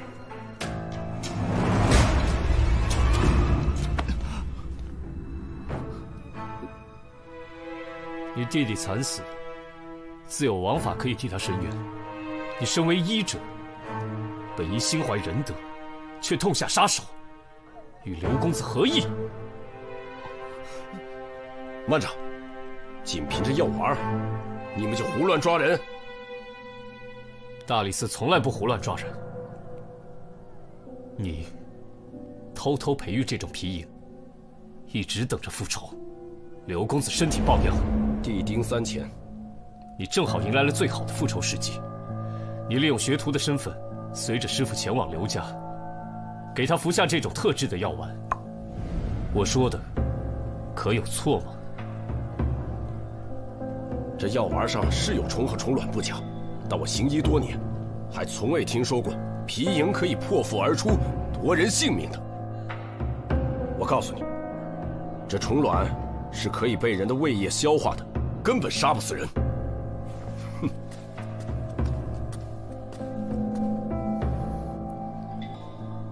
你们不信？师傅，我要是死了，我的徒弟任凭你们处置；我要是还活着，无凭无据，你们不能带走我徒弟。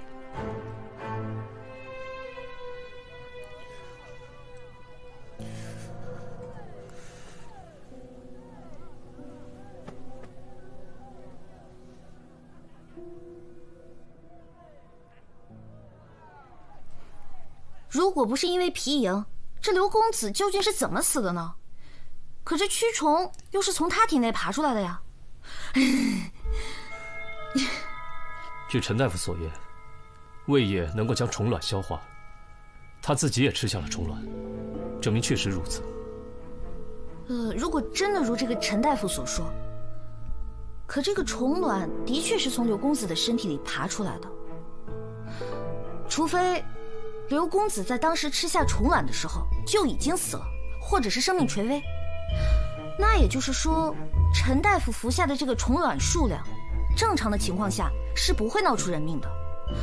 可是对于将死之人元气衰竭所吞下的虫卵，在胃液里面只能服食一部分，而剩下的一部分就不能被消化掉，便会在体内迅速繁殖，直到咬破皮肤而出。那这刘公子真正的死因？这尸体里里外外我都查了个遍了，什么都没有查出来，就差把这个头给打开了。头，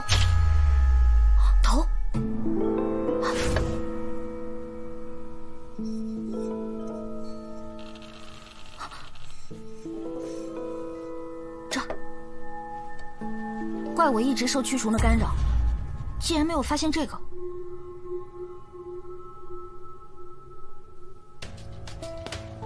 大理寺办案，闲杂人等技术回避。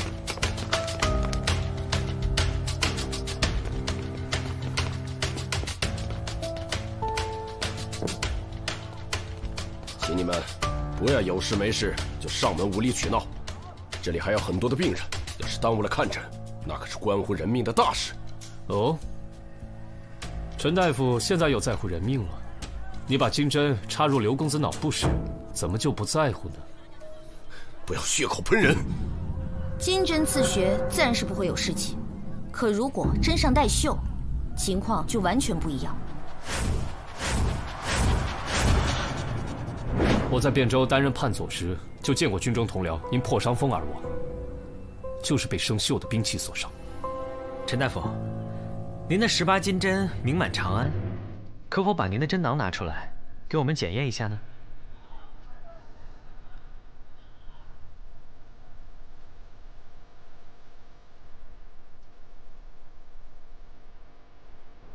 任君查验。谢谢，少爷。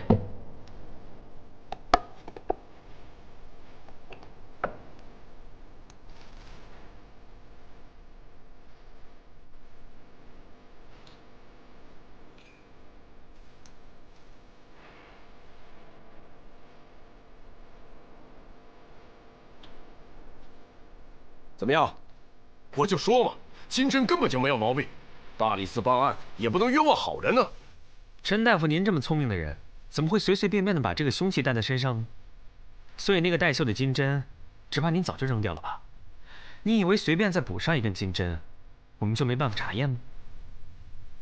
在刘府，你扎针之后，必然是把带锈的金针放回锦囊袋子，随之丢弃。殊不知，带锈的金针只要放入针囊，你再加入新的金针，也必然会沾满锈渍。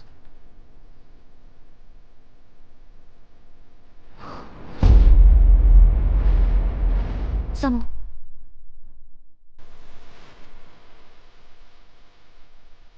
陈大夫，这下还有什么想说的吗？师父，这一切，这究竟……收好。好。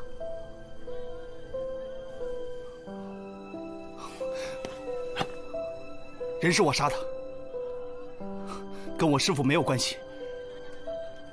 4年前，我弟弟进入森林玩耍，恰逢刘公子正在狩猎。我弟弟为了守护一只小白兔，就被刘公子一箭穿心而死。刘家势力庞大，我等小民怎么敢去撼动？这4年以来，我一直在寻找时机，就是为了这一天。徒儿，你不必为我脱罪。你弟弟的仇，我已经帮你报了。从今以后，你心无挂碍，就可以专心的学艺了。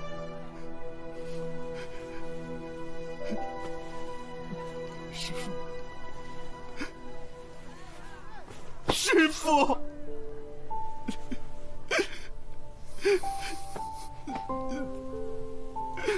带走，请等一下。我本已病入膏肓，无药可救。正所谓，医者不自医。在我临走之前，能够了了你一个心愿，也是好的。徒儿，你天资不凡，只是被这仇恨蒙蔽双眼，一直长进缓慢。望你今后承我衣钵，将这金针之术一代代的传扬下去。是，徒儿定当不负师父嘱托。师父，师父，师父！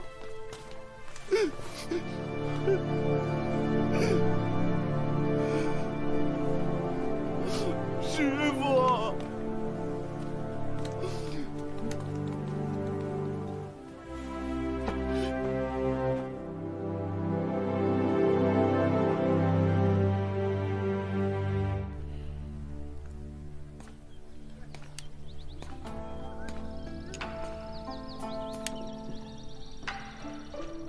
之前我给你买了廉价的耳环，造成了你身体的伤害，对此我表示深深的歉意。于是我掏出我全部的积蓄，买了这个小小的礼物，希望能够弥补我的过错。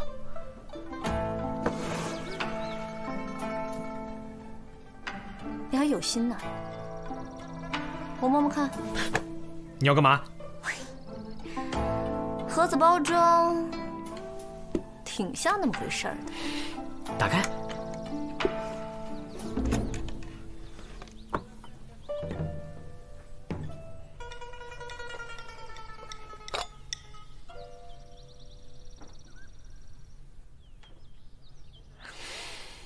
只要粉。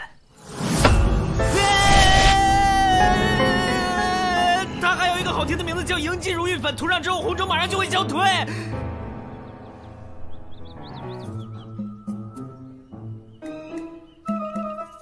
看什么看？给我涂上啊！好嘞。啊，我突然想起来，这大夫还说了，这迎击如玉粉呢，如果混合唾沫的话，效果更佳。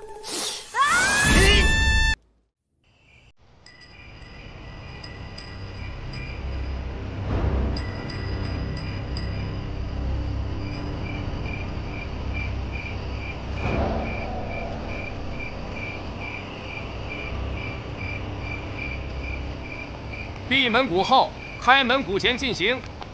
明进出访外者，业无故入人家，依克漏法。昼漏尽为业，夜漏尽为昼。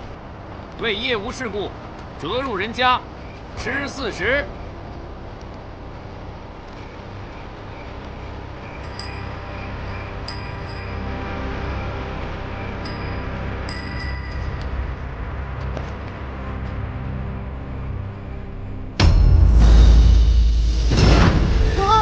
快看，女杀！上头有个女杀，快看啊！什么女杀？啊，就在那儿，跳着呢。你看见了吗？哪儿有？哪儿呢？没有哪儿呢？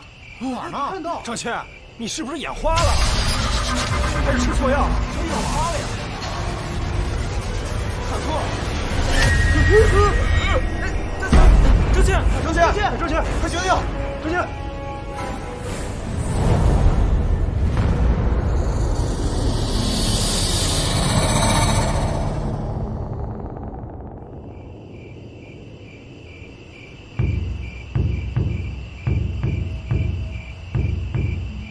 张骞胆儿也太小了吧！即便是见到了鬼，也不至于当场吓晕吧？嗨，谁说不是啊？昨天晚上还是我给他送回家的，他当时都吓尿了。张骞的胆子也太小了吧？不绝对是，肯定是他招命偷懒，不想说什么？都给我闭嘴！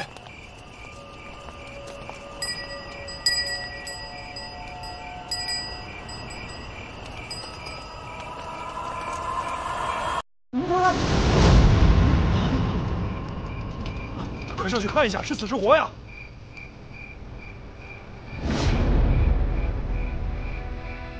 是张骞。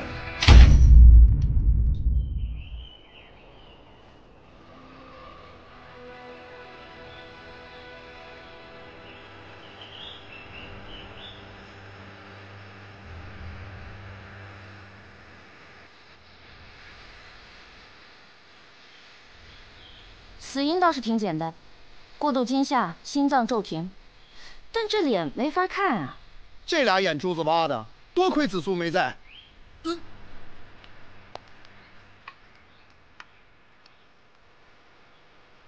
你们就是在这里发现的？对，发现的时候已经这样。本来他应该跟我们一起巡夜的，昨天突然告了假。为什么？这得请示霍将军，否则不敢说。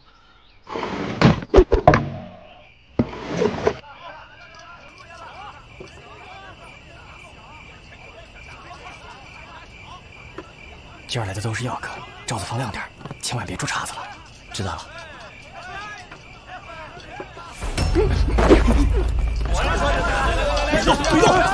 哎，就你呢！哎，蹲着，都不许动，趴好。说你呢？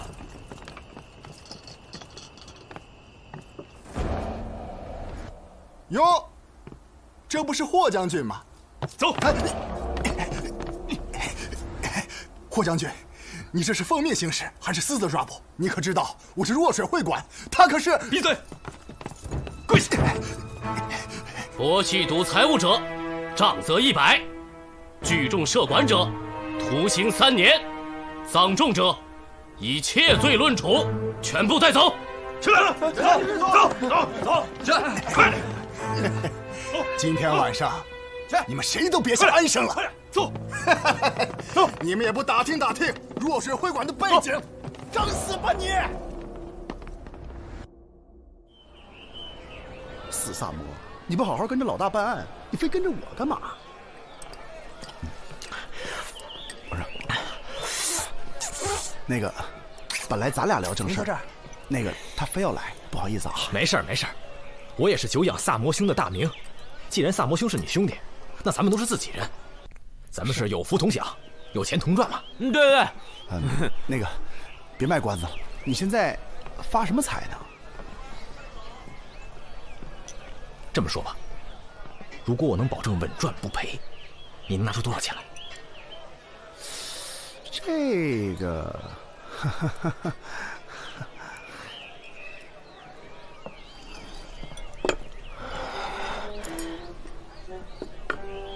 前几天赚，见笑见笑。你真发财啊！小意思。不，你怎么赚的呀？我现在有密报，知道哪些货品马上会涨。我之前那笔就是这么赚的。哦，你干这个呢？怎么样，入伙吗？我觉得我们现在不能再小打小闹了，有多少资金全都拿出来，咱们一起干一票大的。咱们是兄弟，你们又是官差，我蒙谁我也不敢蒙你们吧。我可告诉你啊，我老婆本、棺材本、各种本都在里头了，知道吗？啊，他还借了不少，还真不少，够难为你了。哎，三炮，你真不来？我这借了点儿，你敢赔，我就敢死给你看。放心吧，亏不了你们，保证你们等着发达吧。喝酒来，这边行。来来。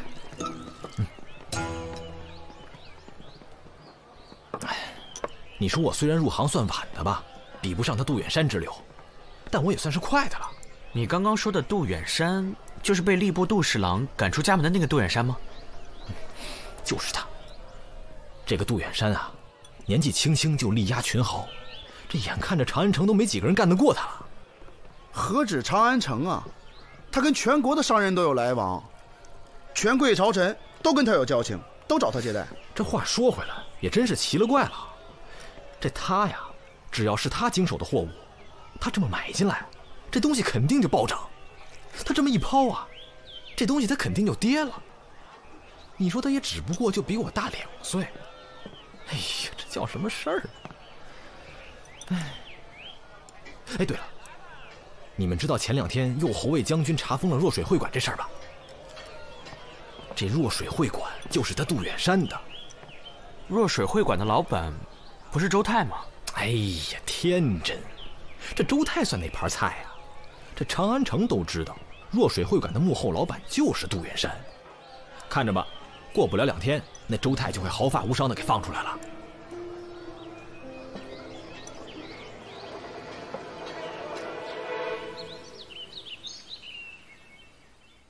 霍将军今天大驾光临，魏某啊，真是荣幸之至啊！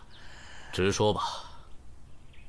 若水会馆查赌，抓的人当中有好几个是朝廷要员，罪责重了些，你们坐不住了是不是？霍将军还真是少年才俊，做事太直率，不给人留余地。如果在外领兵打仗，可真是升迁之道。不过，要是在这京都朝廷做官的话，魏俊卿，你算个什么东西，敢来教训我？我告诉你，这件事儿在我这是铁案，你翻不动，你也没资格来跟我谈价钱。魏某啊，知道不够资格，这个是够资格的人给您下的请帖。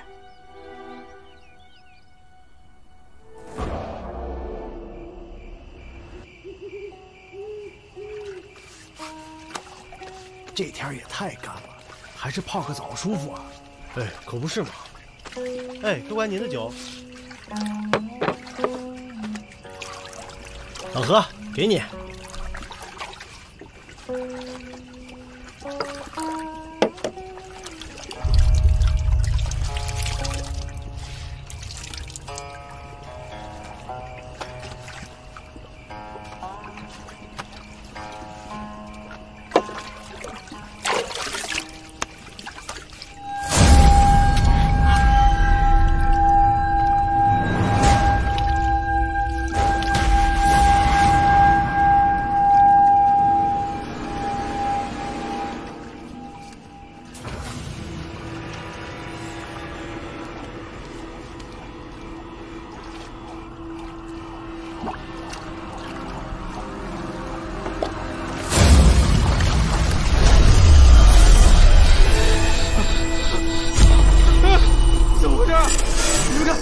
你们看，有鬼！这是你们看看，怎么回事啊？没有啊，什么都没有。有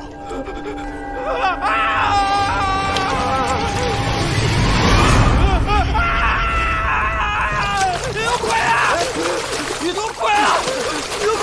有鬼啊！有鬼啊！哪有鬼啊？没看到吗？我看到了，在哪儿啊？就在那儿。哪儿呢？在哪儿呢？在哪儿？哪有鬼啊？我咋什么都没看着啊？没有啊！没有啊！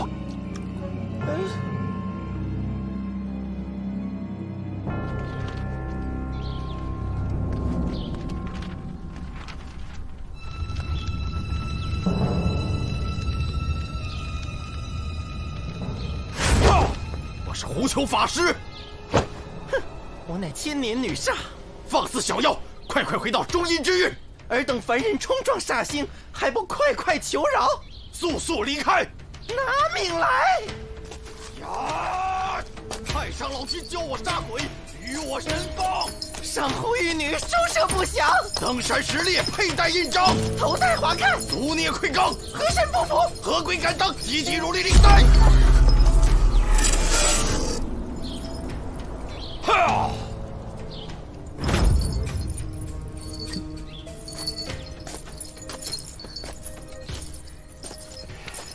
吓到各位了，我刚才施的确实是邪祟之术，算是以毒攻毒了。我想令郎是无意中开了阴阳眼，撞见了一位非常厉害的女煞。这女煞一旦被唤醒，自然要拿她泄愤。最可怕的是，这恶婆娘形态千变万化，无意中撞煞的人，都会以她所见的形状而死。不过莫怕，来，我这有碗圣水，喝了它可暂保平安。来，喝了这碗圣水，莫怕，喝。喝了圣水，可确保平安。圣水，法师，你得救救我呀！法师，你不能见死不救啊！法师，救救我呀！我看到那个女煞了，她就飘在半空中。可是只有我能看见，她那个脸，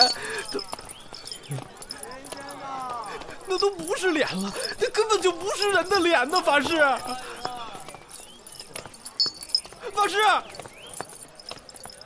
你救救我吧，法师！我求你了，你救救我吧！第一，别叫我法师了，好不好？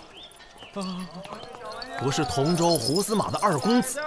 第二，本公子告诉你，生死有命，女煞既然已经复苏，谁撞了谁倒霉，没得救了，小兄弟。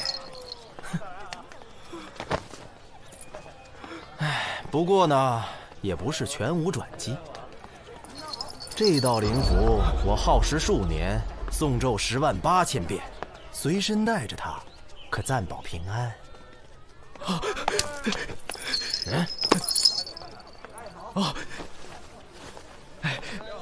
这点钱，你还是乖乖等死吧。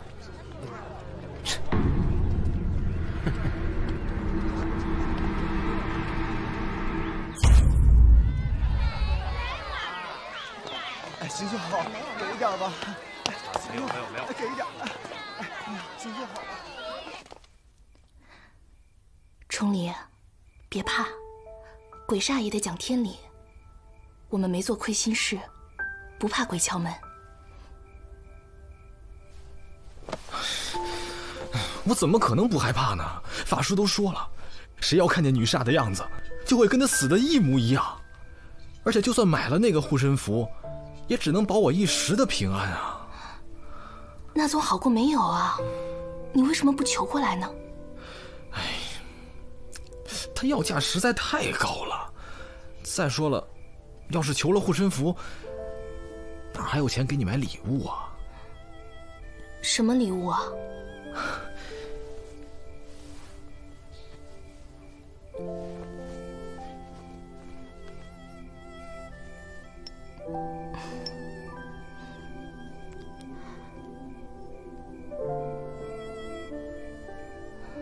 这会儿给我，你要见了又没了，你又不是不知道。我知道，小白，这是我将来娶你过门的聘礼，相信我，我马上就要发财了。等我攒够了钱，就给你赎身，娶你过门。你一定要等着我。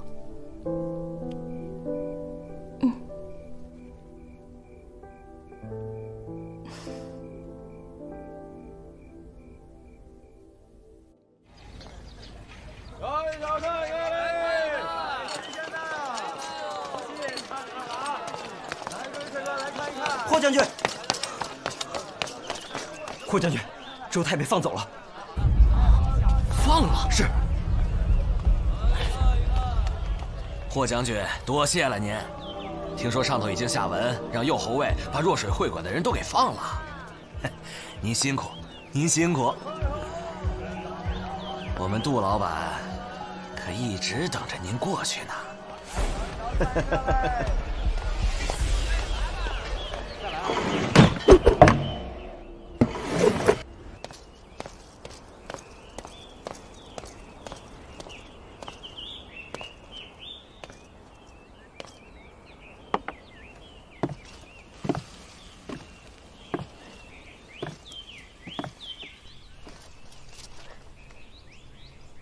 杜老板，好久不见啊！霍将军，真是忙啊，见你一面真不容易。不忙，一点都不忙。我抓的人被你都弄出去了，我现在闲得很呢。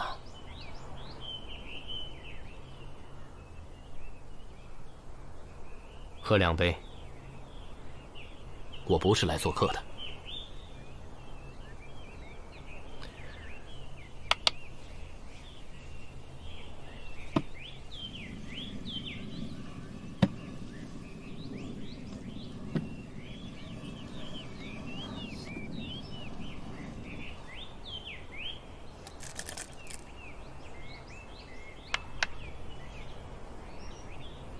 你怎么还这么无聊啊？我倒是想上会馆赌2把，但貌似3年前就没人能耗过1局了。何必总要赌那么大？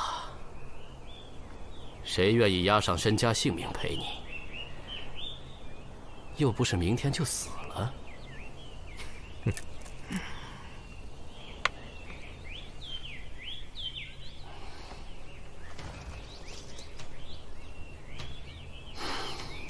杜远山，我知道你不屑论对错，但你干那些勾当，不觉得丢人吗？丢人？丢谁的人？我在这个世上还有什么人？你那些小算盘，别以为我不知道。再不收手，咱俩就鱼死网破吧。你还嫌身边的人死得不够多吗？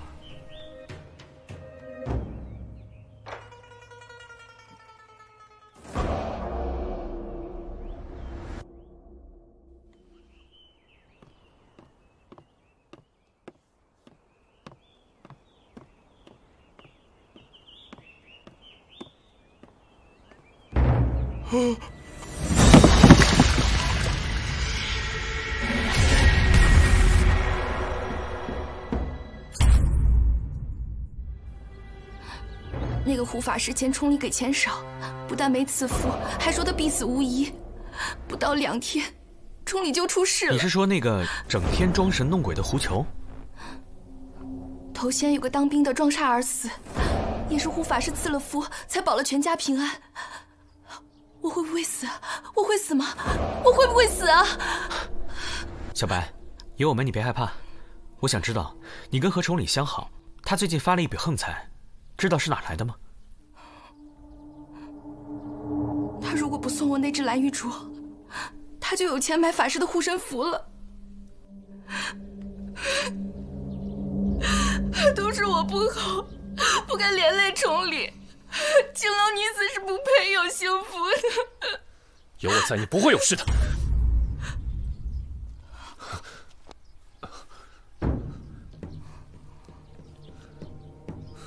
萨摩，带他去凡社住下。我们都打起精神，去抓人吧。从实招来。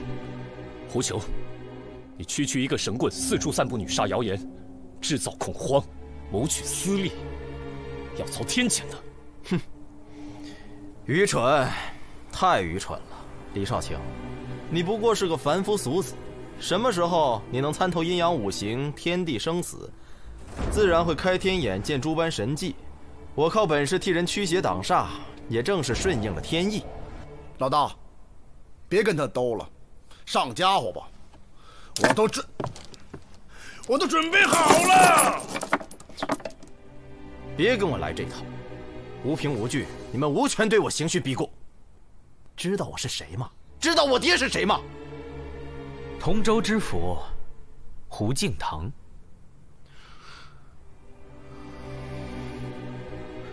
你爹可是个好官啊，二公子，你怎么一点都不像令尊呢？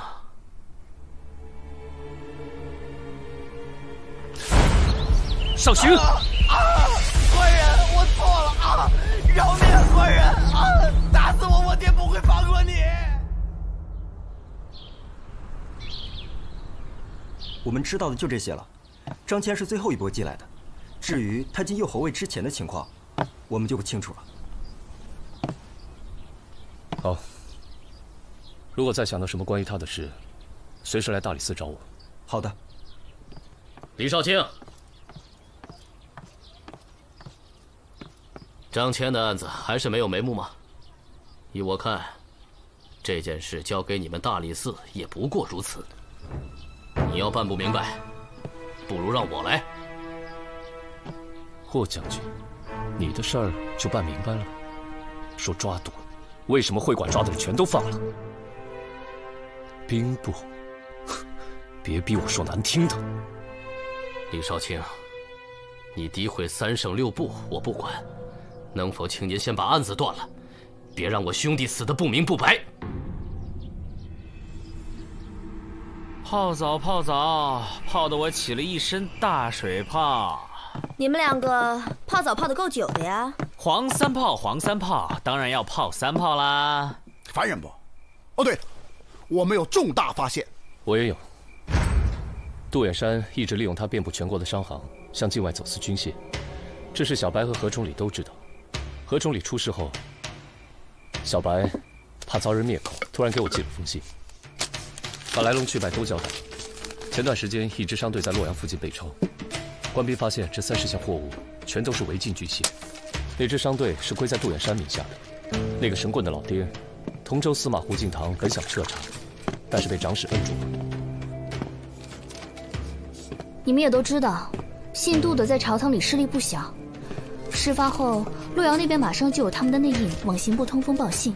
刑部几位高官去若水会馆密谈此事，小白刚好是被他们带去陪酒的人，他就无意间偷听到了。他把这个事情就告诉了何崇礼，谁知道这何崇礼脑子一热，就拿这个去要挟魏俊卿，想换取他们操纵市场的商业机密，发大财。难怪之前这个何崇礼那么胸有成竹啊！看来是那个姓杜的给了他点甜头啊。那么接下来就是要杀人灭口。何崇礼昏头了，怎么会想不到这一点？纯属找死啊！走私点银钱蚕种也就算了，这么大规模的走私军械，明摆着是要叛国呀。可是，就算何崇礼是被他们灭口的，那张骞的死又是为什么？还有杜远山，本来杀他们易如反掌，为何要把事情搞得这么大呢？想不通就说明此事一定还有隐情。来，三胖，你去一趟洛阳，带一份公函，去找同州司马胡敬堂聊聊，他很重要哦。请我再泡回澡，我就去。话这么多呀你！哎，我肚子突然好饿呀，没有宵夜吃怎么破案？怎么动脑子呢？4年？哎，我烧鸡呢！哎，三胖，你上次答应我的烤饼呢？哎，双眼，你留给我的卤猪蹄呢？哎呀，别走，问你话呢。想起你的往事了？小白让我想起我娘。哎，把这酒喝了。青楼女子跟达官权贵搅在一起，都不会有什么好下场。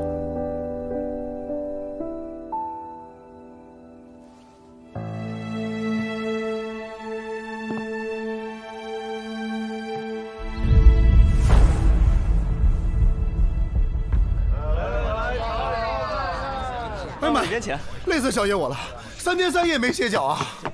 回来啦！哎妈！哎呀！那个胡司马已经全告诉我了，他们现在上面啊是铁板一块，根本撬不动。他也得保证自己的官位嘛，所以他现在这个走私案啊，一时半会儿还不能查。虽然不能查，不过这个胡司马呀，跟霍将军他父亲早年就有交情，所以他已经写了密信告诉了霍将军。虽然案子查不到啊，但是朝廷有个人在这儿，不是也挺好吗？哎呀，那他儿子怎么那个德行？哎，我突然想到，之前我们不是一直想不通杜远山为什么非要把这个杀人事件搞得神神鬼鬼的？我们可以反过来想，如果这个案子扯上鬼神的话，那么谁嫌疑最大呢？胡球，聪明。哎，那他跟杜远山有仇啊？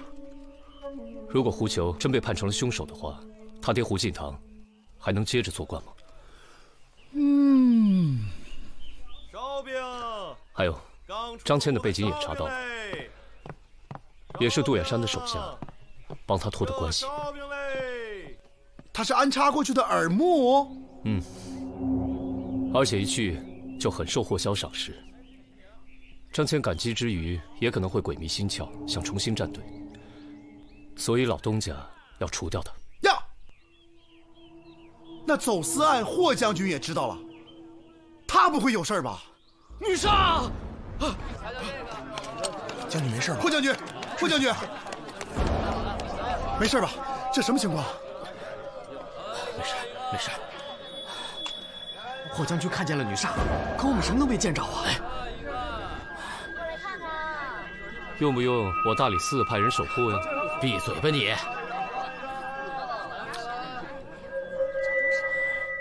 来瞧一瞧，看一看来。再来啊！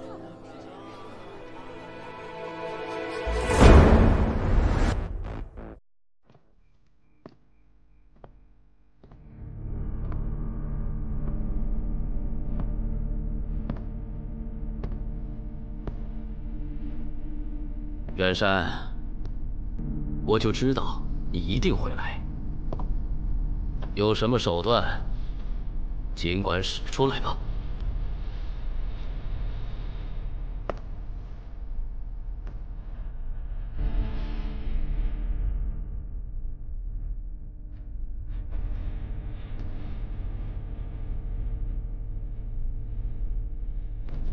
我也要去。别停了，你们看家，我非要去。我也得去。没钱啊，四娘。慢走不送啊！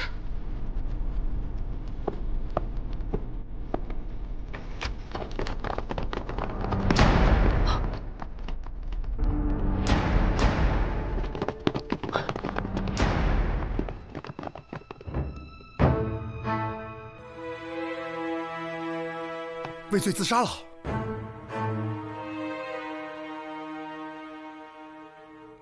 把霍萧拿下！凶手就是霍萧。刘四卿、周侍郎、王忠诚，案件已经查明了，凶手就是霍萧霍将军。好，拿出证据来。是，忠诚。这两桩所谓的女煞凶案，奇就奇在女煞无影。有女煞在哪里啊？就在那。可为什么每次只有遇害者能够看到她，在场的其他人都看不到呢？只有一种可能，那就是在场的证人全部都说了谎。我知道大家肯定都认为这两桩凶案情况各异，证人都不同，要想实现所有的证人都一起帮着凶手作伪证，几乎是不可能的。可是凶手正是利用了我们这点疏忽，巧施了小小的手段，便把不可能实现为可能。那你说说，这究竟是怎么回事？前面两起案件，张骞和何崇礼撞煞的时候，在场的目击者其实是同一拨人，他们就是霍萧手下右护卫的心腹部队，也就是张骞所在的巡夜2队。而这位传说中的无影女煞，其实也是霍将军的一位手下假扮的。这位手下武艺高强，尤其擅长轻功，人称草上飞。子苏查看过右护卫的档案，这位高手在案发前的半个月突然退伍了，不是调职，而是退伍，提前退伍。如果没有霍将军首肯，是不可能完成的任务。异想天开啊，与本案毫无关系。霍将军，你是不耐烦听了，可其他人还不知道来龙去脉呢。第一次事件呢，其实很简单，张骞跟当时一起的巡夜2队里所有甲正在一起全切，而假扮的李煞就吊在对面高楼的屋檐边，在场的其他士兵肯定都装作看不见，于是张骞直接被下药。而第二次事件，狡猾的凶手正是利用了我们的这种疏忽，大家肯定都万万想不到，第二次发生在浴室里的遇鬼事件，在场的目击证人全部是第一次事件当中的卫兵假扮的。事实上，何崇礼遇鬼的那一天，整个清泉浴场都被凶手包了，门口变成了卫士值守，阻止客人进入。三炮。后来我和萨摩去了一趟清泉浴堂，我俩在澡堂里都快泡秃了皮了，终于等到了证人。这位是长寿坊绸缎商顾老板，他是清泉浴堂常年贵宾。请问，何崇礼遇鬼的那一天，你是否去过清泉浴堂？我去过，我是那家的常客，每月固定初五、15和月末会去泡汤。去的那天，我记得清泉浴室开着门，但是有几个小伙子拦在门口不让进，说是什么今天不对外营业。我在那浴堂一直都是贵宾待遇，受不了那个气，这不就和他们吵了起来。我这个人脾气不小，嗓门又大，当时在街上，好多人都看见了。我们还找到了8位当时围观此事件的街坊，他们都可以证明，当时顾老板被几位年轻男子挡在了浴堂门外。带上来吧。就是他，最先动手的就是他。你看，这几位呢，都是巡夜2队里的卫士，也是第一次遇鬼事件里的目击者。可是他们几位又同时出现在了第2次遇鬼事件的案发现场，并且还阻拦了嫌人进入。这已经不能说是简单的巧合了。霍将军，我给你看个熟人吧。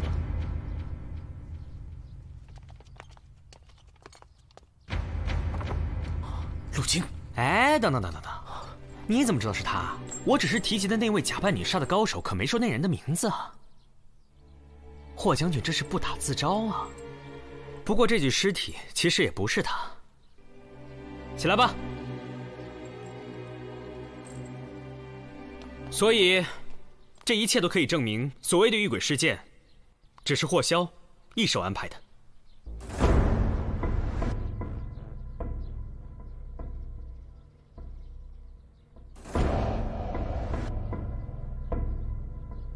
霍萧，你还有什么好说的？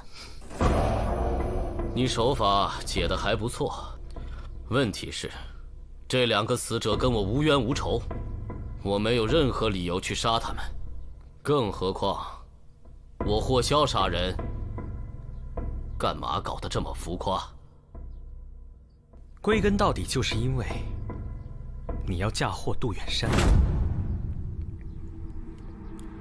怎么讲？我们在查案的过程当中，的确把杜远山定为了最大的嫌疑犯。这一切都是凶手故意构陷的结果。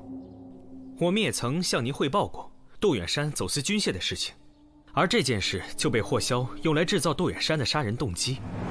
因为被害的何崇礼是知晓走私案需要被灭口的人，何崇礼更因此敲诈过杜远山。至于张骞嘛，他本来就是杜远山安插在右后卫里的耳目，可是最近却跟霍将军走得很近，所以他看起来就有了反水的可能，因此杜远山也就有了杀他的理由。杜远山性情诡异，你把杀人手法搞得这么神秘可怖，一来符合他的行事风格，第二更重要的，这会让我们认为杜远山在通过制造鬼神之事嫁祸胡球。胡球在这方面表现确实可疑，并且杜远山也有绝对的理由嫁祸他。胡球的父亲同州司马胡敬堂知道了走私之事，而且没能被他们收买，是一个很大的隐患，也引导我们产生了一个看似合理的想法，那就是杜远山想通过制造凶案嫁祸胡球，从而连累胡司马，使他连官位也不保。这样一来，杜远山就成了最大的犯罪嫌疑人。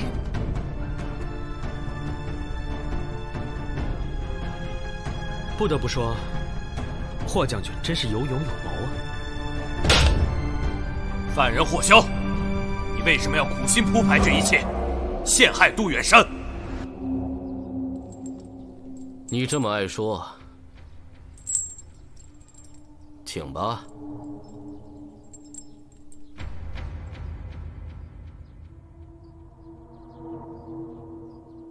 因为他要毁了杜远山。为什么？因为杜远山是他最好的朋友。这个世界上有一种人，他们严于律己，更严于待人，有偏激的控制欲。面对他们在乎的人和事物的时候，尤为如此，要求一切都符合自己心中的条条框框，否则的话，就会产生强烈的痛恨感。这就好比是一对恋人，都想要求对方按照自己的意志而改变，可霍萧的意志却比普通人要严重的多，更偏颇的多，因为他的标准是完全主观的。当霍萧发现杜远山没有按照自己的意志发展，也无法改变的时候，他的心中就有了一个想法，毁了他。对吗，霍将军？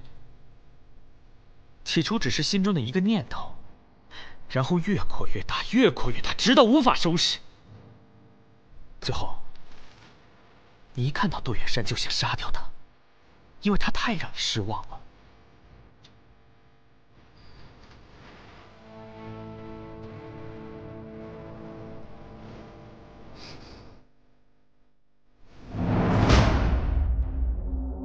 有件事，我要提醒你们一下。杜远山贩卖军械的事，不单单是走私的问题。我在暗中调查过，就算他再天才，也不可能在短短几年之内把商会开满全国。这一定是有人跟他合作，互惠互利。他们帮助杜远山建立商路，同时也利用他的渠道，大量输出我大唐先进军备。所以，这可不单单是钱的问题啊！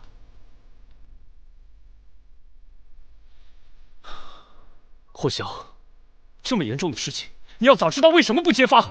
你想毁了他，你倒直接揭发的呀！你还素称忠勇，你知道“忠勇”二字怎么写吗？那怎么行呢？远山说过，愚人才造正途。我想毁他，就得毁得漂亮。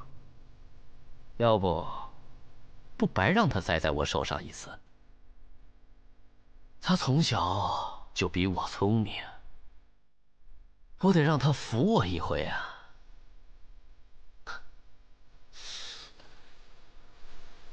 你够聪明，察觉到我们开始怀疑你，所以为了摆脱嫌疑，你就演出了一场自己遇鬼的戏，然后把杜远山约出来决斗。这样的话，即使失手杀了他，你也是正当防卫。你所做的这一切，你的好朋友杜远山都知道吧？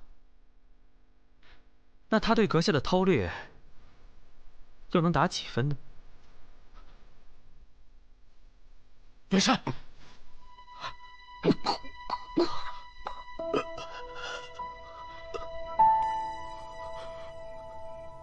哥，你是真的想让我死吗？为了所谓的公平正义，不是？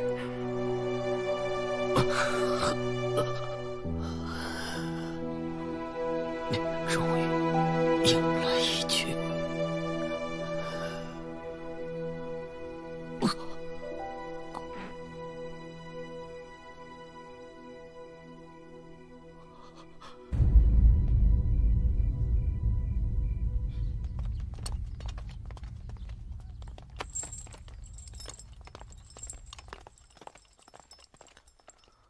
好了，诸位，女煞之事可以结案了，但事情没完。有关杜远山私贩军械一案，必须彻查。谁在背后跟杜远山合作？他们又有什么目的？程烨，在。你们特别案件组能接手吗？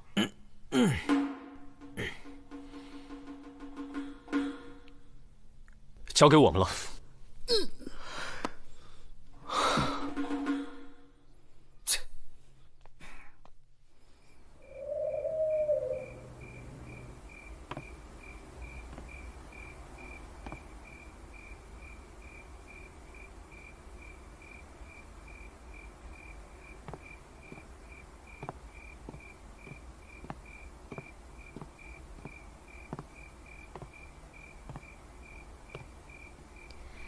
一个人喝酒不闷呐。来来来，我请你。你会这么好心？这壶酒呢，是谢谢你抓了霍香。什么意思？每次他带着那个幼猴卫巡街，都弄得我鸡飞狗跳，各种臭规矩，还老喜欢罚钱。现在他走了，我们夜里做生意，歌舞升平，财源广进。酒你慢慢喝，不够还有。三娘两步，想请你打听一下军械走私案，最近江湖上有什么风声？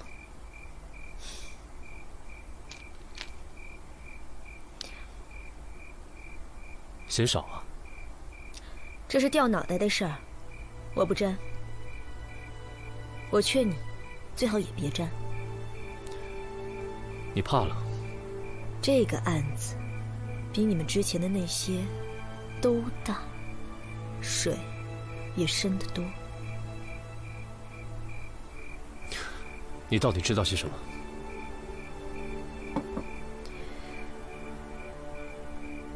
我只知道，你们都是我在乎的人，好好活着，比什么都重要。